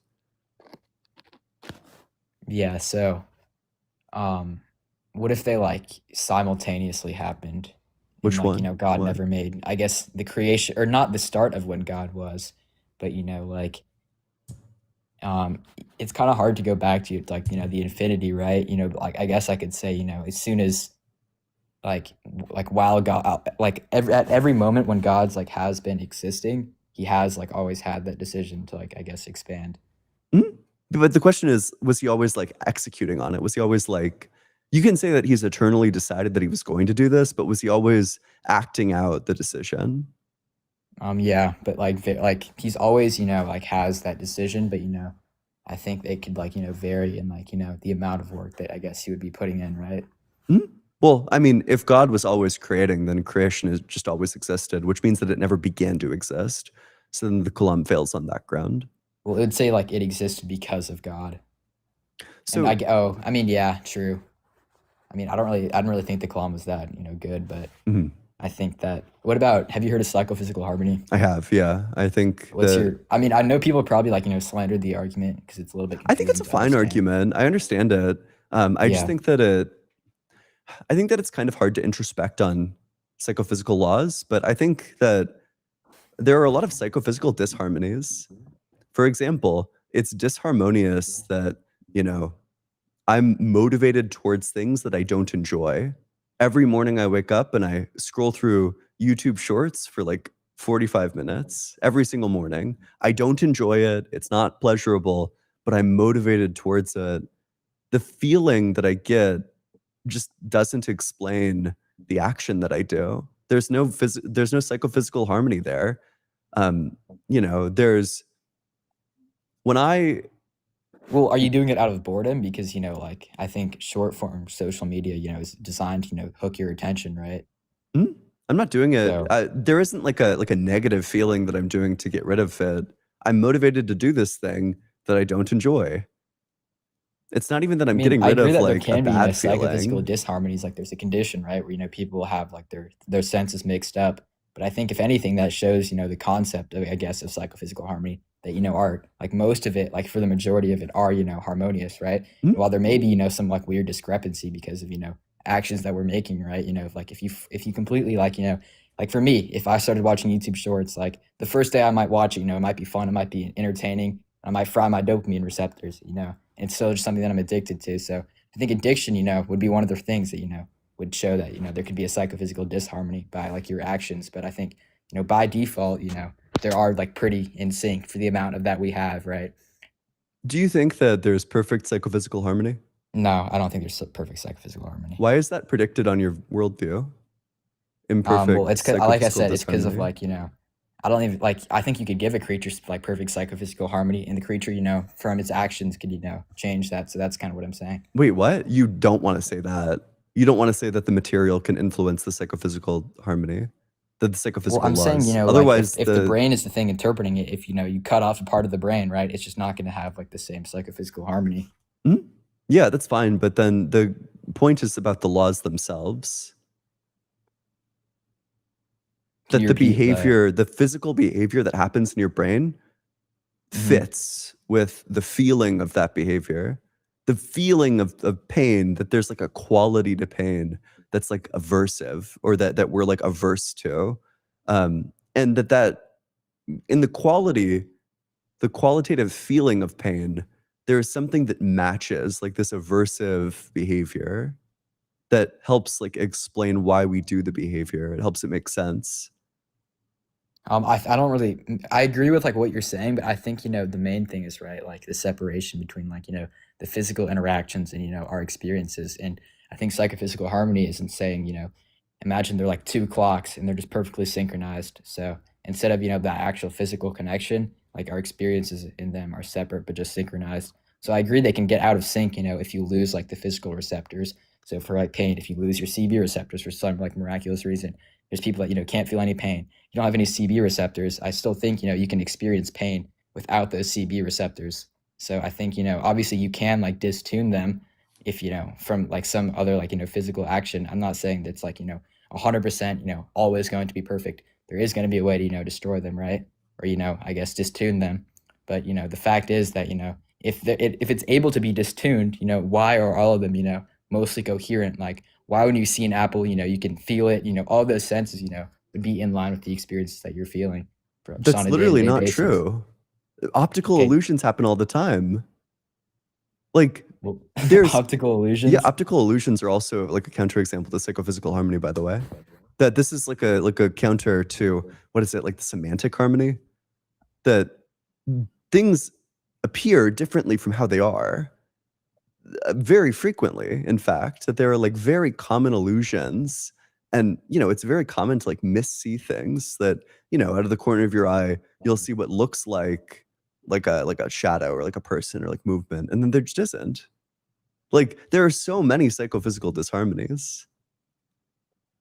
Yeah, well, I think your brain is trying to process the information from the light that's being received from your eyes. So obviously, if there's like like the brain is always trying to fill in that mental image. So if there's like a bit of blur, right, I guess it's just going to try to smooth it over. So you will, I guess, lead to like some optical illusions. But like I'm saying, for like the most part, right, obviously you can point out some examples when you're trying to trick your senses, right, like you're trying to purposely, like, I guess, give it like an illusion. So obviously those things may trick like what's happening inside your brain, or like that tunement, right, what you're seeing and what you're experiencing. Obviously what you're seeing though is still what you'd be experiencing, right? So I would say it's more due to the fact that, I guess, like our eyes can't fully, or maybe some people's brains, it would be like a physical thing, like they have like some sort of condition where they aren't able to. This is like egregious optical illusion. And it like it's an illusion. The molar illusion, you'll know the molar illusion is an illusion. You'll know you can measure, but it just looks like one of them is longer. Yeah. Well, that's because it's like an illusion, right? It's like something designed to trick like our eyes. But why would such thing exist if there's psychophysical disharmony? Give me like one example of that, existing like outside of, because that only exists, right? Because someone like, eventually one day they drew those lines out, right? That's the only reason it exists. Give me an example of where that happens, just throughout the world, not caused by like a human. Optical illusions? Yeah. Do you remember the one dress? The well, one that's dress like, with like the lighting where half the people Yeah. saw one way, half the people saw the other way? Yeah, well, isn't that just like color perception? Everyone sees color differently. So, like I said, it's not going to be like. By I'm the saying, way, you don't want to say that because that would be psychophysical disharmony. Well, I'm saying I already like agreed that perfect psychophysical harmony doesn't exist, but it would still be like all it is right. Like if my eyes right, for some reason they're a different shade, I just see color differently, and obviously like my brain is still like it's in sync, processing what my eyes are seeing. So like just because people like see different colors throughout their eyes, it doesn't mean that like there is like psychophysical disharmony, because it's not saying that these people are seeing like complete like if psychophysical disharmony would be like, oh, like they're looking and like they smell like a completely different thing. There's not like something like that. It's more so just like the information being received like from the eyes. Yeah. So how would you explain things like I don't know, mirages? Like one of these? Yeah, of course. I mean, I explanation for why like mirages happen, right? The way the light that Hello? says. Hello? Hello? Yep. Hello? Yeah.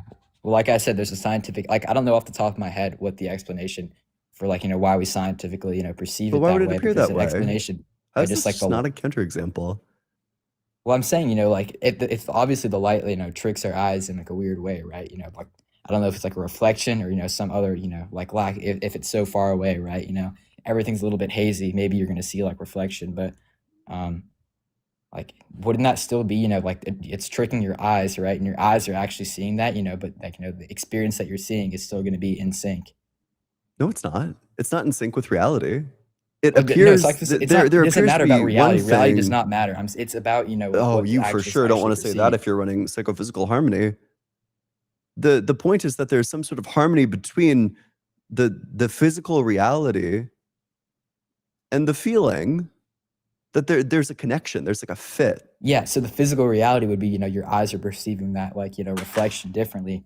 And because of, like those things that I mentioned, it's probably one of those three, or it could be, a completely other reason why your eyes are seeing that. So that like, obviously, that physical experience would be linked with, like the experience of actually seeing water in the desert. Do you think it's a harmony? I think they're in harmony, the eyes seeing water in your brain. You think the perceiving they see appearance of the water out there. mirage is in harmony with the external content? The external content is just your eyes viewing it. Yeah, is that in harmony? Is what it appears to be in harmony with the reality? No, I'm not claiming that everything needs to be in harmony with its senses. Okay, there are right? so many examples of disharmony that it's actually just straight up not clear to me that there is psychophysical harmony. That this is, it's not even clear to me that this is on like the upper end of the spectrum.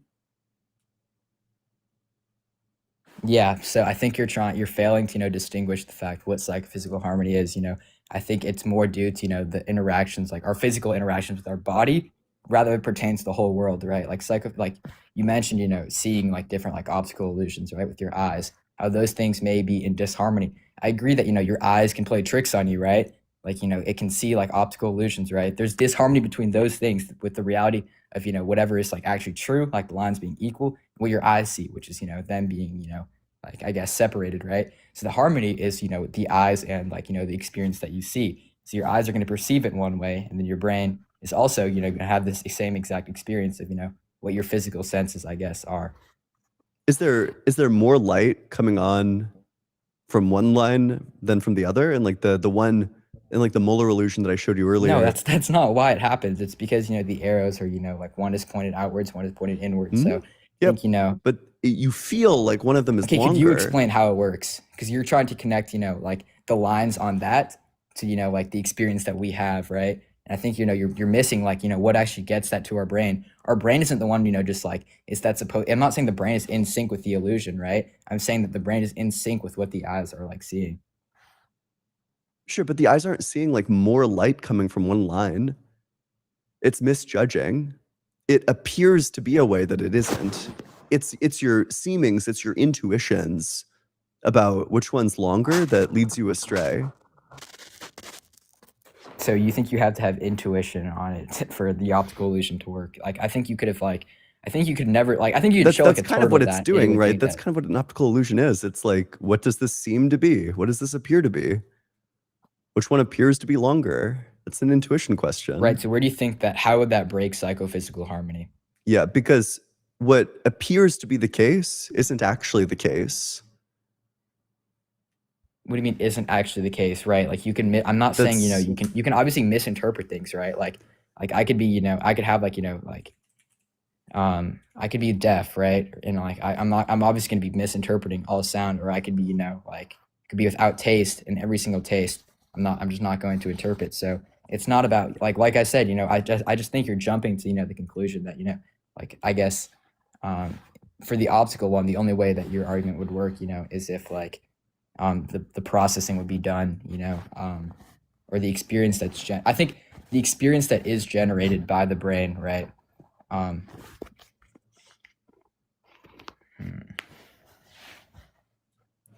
Yep. So I'm pulling up the paper, trying to get like a concrete definition of semantic harmony. Semantic harmony, in many cases, the psychophysical laws pair phenomenal states with physical states in a way that generates a semantic correspondence between our judgments and reports. The apparent, I'm trying to get clear on what they mean by semantic, because I think that this is just, I think semantic relates also to just like the appearance of the world around you. It's like what you were saying earlier, that there's the appearance of the apple and then there is the apple. But you know, there's the appearance that one of these lines is longer than the other, but that's not true. Right. So you're claiming that the brain is at fault and not the like, I guess, the eyes. Just and that there you know, isn't psychophysical the eyes are harmony. seeing it correctly, and you know the brain is just processing it, you know. Just that there isn't harmony. It's disharmonious.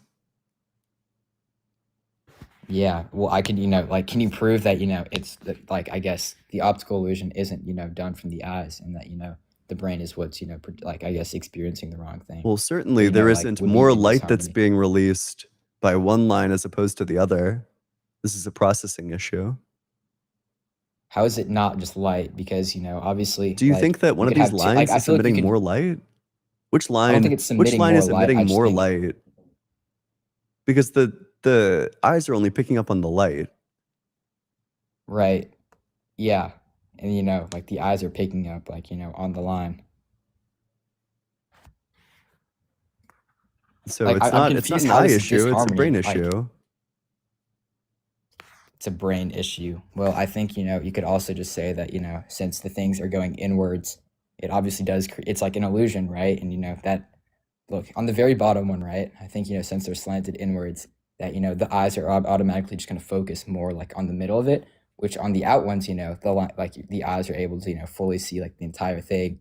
So obviously when you put like, you know, the top line above it, it's going to, you know, look a little bit bigger until, you know, you actually, I guess, can focus your eyes on like the very like outer edges to, you know, see like, you know, if you were to draw like a straight line down, you could see that they're equal.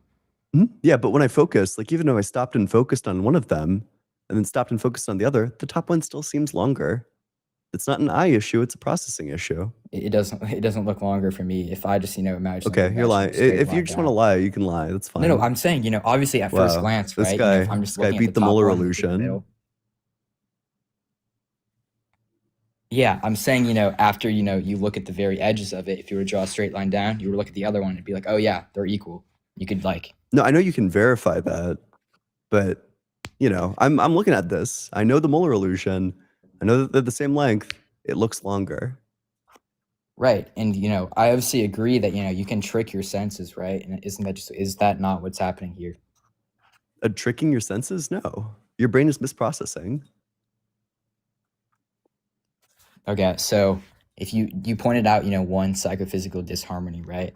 And I don't think, you couple know, of them. perfect. Okay, a couple of them, right? You know, there's way more infinite possibilities of, you know, like harmonies that like need to be true. Like we still have, you know, rational, coherent experiences. So like What would be an obviously there are example? disharmonies. Like, why would it What? be incoherent if every time I touched flame, if like my display turned like a bit red? Why would that be disharmonious? No, because there's infinite number of possibilities that it could be, right? There's no But like why if would that you're one be saying, there's disharmonious? if without psychophysical harmony, right? You have every single thing, there wouldn't be any reason, why there's any harmony whatsoever. So there would be anything, could be anything, right? Obviously, you mentioned one example where, oh, seeing pain, you would feel red, right? Like what would like obviously it could do that, but like that wouldn't, be in tune with like what's actually happening. Why Right? why 'Cause is you have that so more many harmonious than the feeling that we get? It's just not clear to me. Like You're saying psychophysical you would harmony. rather like you think it's more coherent to see a color than It's not experience clear to me pain. why it's more coherent to feel what we do when we feel pain than to just have like our vision turn like red and then we also engage in like the aversive behavior. Right, because like I could pick up an apple, right?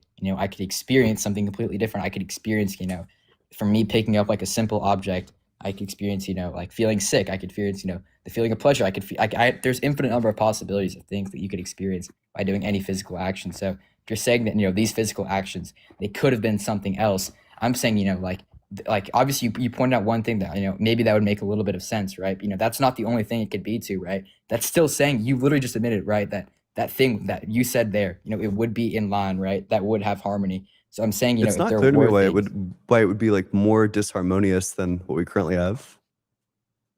more disharmonious, all it Yeah, is like saying, why would it be why is it harmonious that we feel this like we feel the feeling of pain when we touch the flame, but it would be like disharmonious if instead our vision turned like slightly red.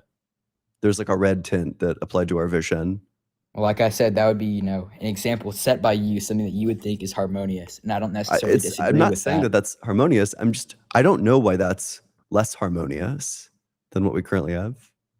Well, no, it's not just talking about, you can say that, something would be maybe like, equally as harmonious as we have. Like if you were to swap, like two like very similar emotions, right? Two very similar experiences. Maybe sure they still would have, some sort of harmony, but it's more so saying like, we have like all these different like, physical experiences that, maybe like it's just, more I guess it's just like extraordinary that, all of them at least, or most of them, right? I would say like, 98% of them, correspond to actual like experiences that are coherent. Yeah, sure. And this is a great lead into another psychophysical disharmony. How did you arrive when you said when the word 98% came out of your mouth just now? Did that feel I read a like study. did that feel certain? Did that feel like you were justified in saying that? I could say that there's, I would say We that feel 98%, justified in making claims after we engage in like fallacious reasoning. Why would that be harmonious that the level of certainty that you feel or the level of justified or the level of correct that you feel doesn't correspond to how well you reasoned? Well, like I said, the only things that, you really resorted to prove that psychophysical harmony wasn't true was, optical illusions. And that was like, I can think, I I've obviously given you agree that, multiple examples other than optical illusions. I pointed out to you motivation and pleasure coming apart, and now I've just pointed out to you a major epistemic did I not respond to disharmony. motivation and pleasure? I'm not sure how, you would think that that's disharmony.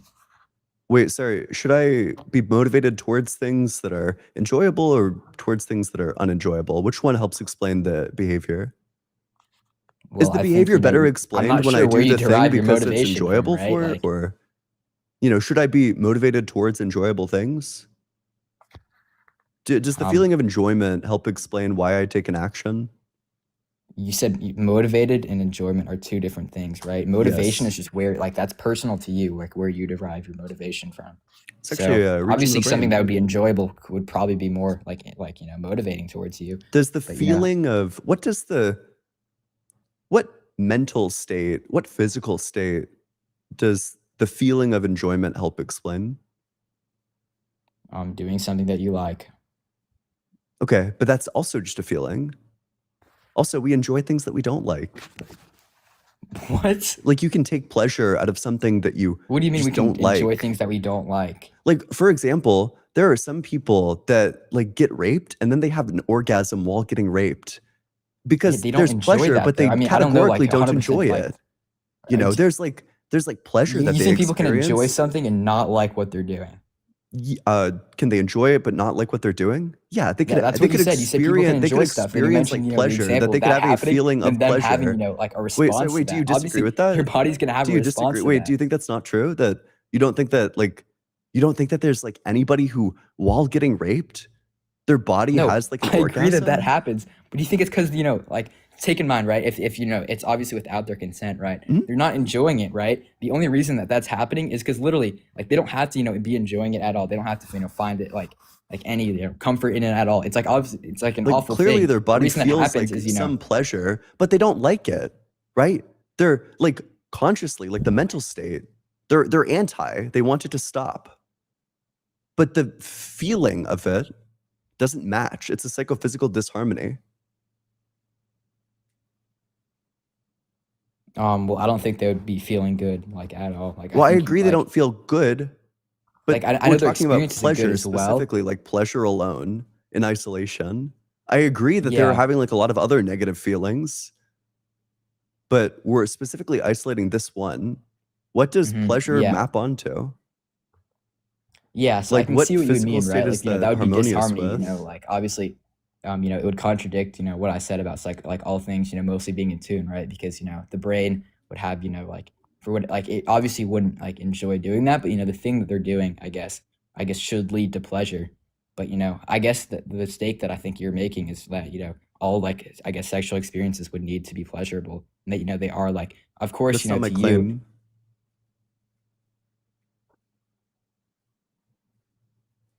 so you're saying that, you know, this like they would still have like an orgasm, right? You know, that's them, you know. You said that as an example of them, like something that they would, you know, I guess that gave them pleasure, right? That there's like some feeling of pleasure Right. and also I like don't think that there is, anguish, I right? disagree with that. I don't think there is, you know, that feeling of pleasure. Okay. I mean, you're just gonna have to take that up with like a lot of rape survivors. Well, I'm not like obviously I think that's, you know, based on their experience, right? I think, you know, their enjoyment is, you know, based off of, you know, like it's based off of well, it could be based off a number of things, right? When you're talking about that. But yeah, I guess it would contradict itself, right? You know, they would be doing something that, you know, would if they had like an orgasm, but you know, they didn't enjoy it, right? I think that shows that, you know, the body that's the reaction of like if I were to like Wait, touch so like a you flame, keep right? on like conflating between like the physical state and like the psychological state. We could really move to like a I guess like like a more neutral example. We could just do like substance abuse, you know. Sure. People are motivated towards substance abuse. They do it, but they don't like it. You know, or it's pleasurable, but they don't enjoy it. Yeah. So I think that maybe I think that there has to be some sort of way like that, you know, I guess our consciousness can like, you know, defer from person to person. Like, you know, if you say that, you know, everyone is a unique like being that, you know, obviously would have like, you know, stuff that would be coherent, but you know, there can be like discrepancies. So I think that, you know, if you mentioned like someone doing substance abuse, like I think they're, you know, physically choosing to, you know, rewire their brain differently to, you know, crave those things. So like obviously I think their brain, you know, would it would still be tuned, but you know, they could obviously do things that, you know, would get it out or would detune it. If the only time when you are motivated towards something is when it's enjoyable, wouldn't that like how would substance abuse be possible in that sense? You don't think substances are enjoyable? At a certain point, they become not enjoyable anymore. Right. And I agree. The reason why people obviously will fall into that, right, is because, you know, they made the choice. It feels good. You know, they fit like, you know, they obviously, you know, they could either, you know, if we're talking about substance, right, that mostly revolves around like dopamine or, you know, other receptors to like down tune, I guess, things that they don't like. Those things, you know, it's going to be like, you know, you're going to like alter your brain and, you know, I guess your experiences would be changed by like, you know, your alterations, right? Yeah, but how could it be the case that how could some sort of like unpleasurable substance abuse occur if your motivation was linked to the things that you found pleasurable? It wouldn't. That's like you would detune it by abusing Exactly. the Wait, so substance, right? then God made the conditions for substance abuse to be possible. Well, he didn't obviously the condition. I think the conditions were like, what substance are you talking about, right? Because for natural substances, right, for one, obviously they do exist, but God never intended us for to be using it like that, and it would still be our choice to detune ourselves. Oh, but then the psychophysical harmony isn't inherent. I can't detune my other psychophysical harmonies. Yeah, It's just it's one of those things you got to know. Fuck. Okay, this was a good troll. Damn.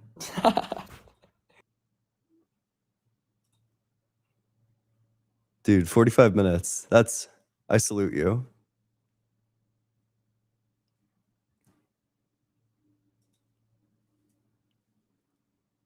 Queerest Cowboy, thanks so much for super chat.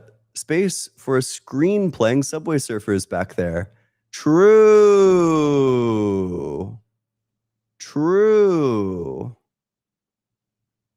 That was hardcore dedication. Low key respect it.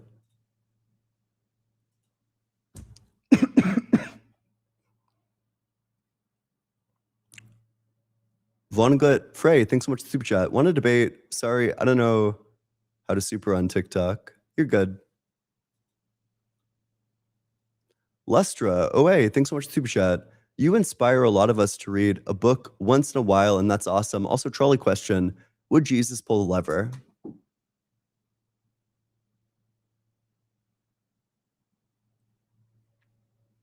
I think no. I think there's good basis to say no. That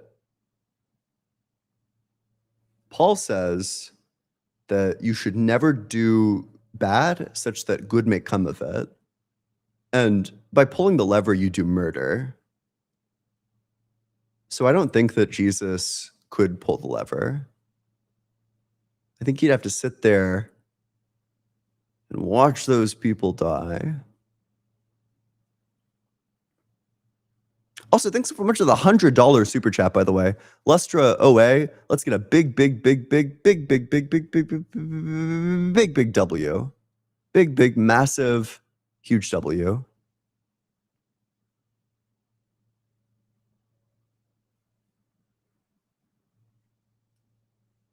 Let's see. Let's see if that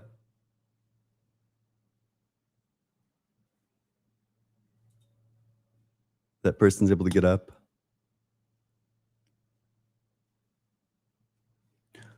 Von Gut Frey, thanks so much for super chat. I'm clavated videos. I'd love to debate. How do I join? Yeah, we're trying to get you up. It's difficult.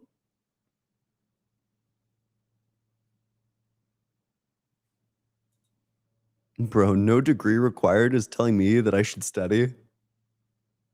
That's ridiculous. Why would you? Dude. Okay. Matthew Johnson, thanks so much for super chat. You're getting me through this doctoral program, brother. Or brother man. Engineering sucks. The long peep sometimes. Yeah, I bet. I bet a PhD in engineering fucking blows. I bet well, I'm sorry. I bet I don't think it blows. I'm sure it's probably pretty enjoyable, but I bet it's long. I don't know.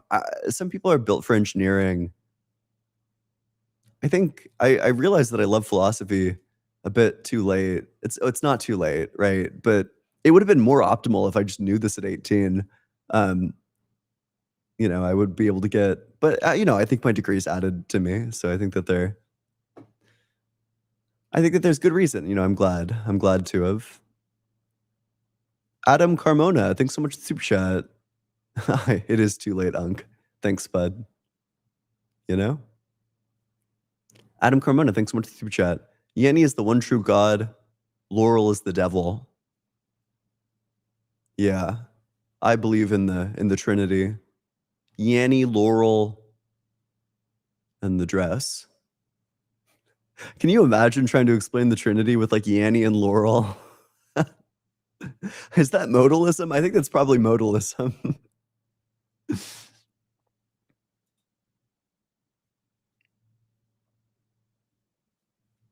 Von Gut Frey, thanks so much for super chat.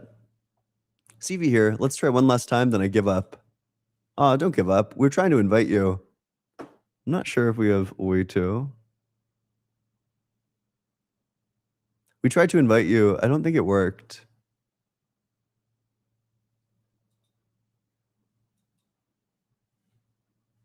We're trying to get you up. We're trying our best. We have our top people working on it.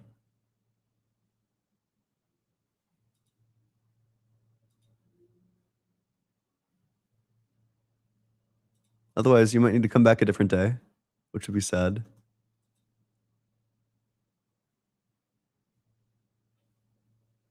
Okay, we're dropping a new video as well.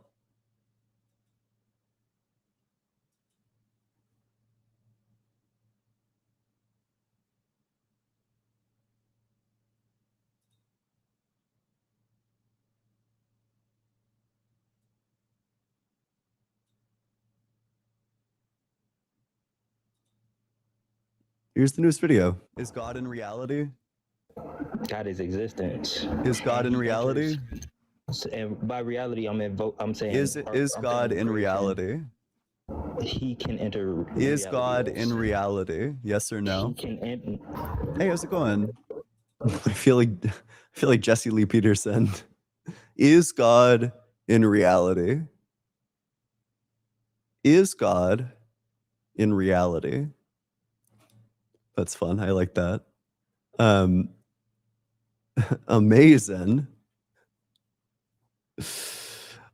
Make sure you're double tapping on that screen. Or sorry, that's it. That's it. The show's over. Yeah, go check out the new video. Look at that. Look at that little stubble. I'm rocking a twinge of stubble. Yo, go check it. It's gonna be good. It's gonna be spectacular. It's gonna be peak. It's gonna be great. It's titled "Reality Itself Can't Stop This Christian," or maybe "He Redefined God Until There Was Nothing Left." It's gonna be good.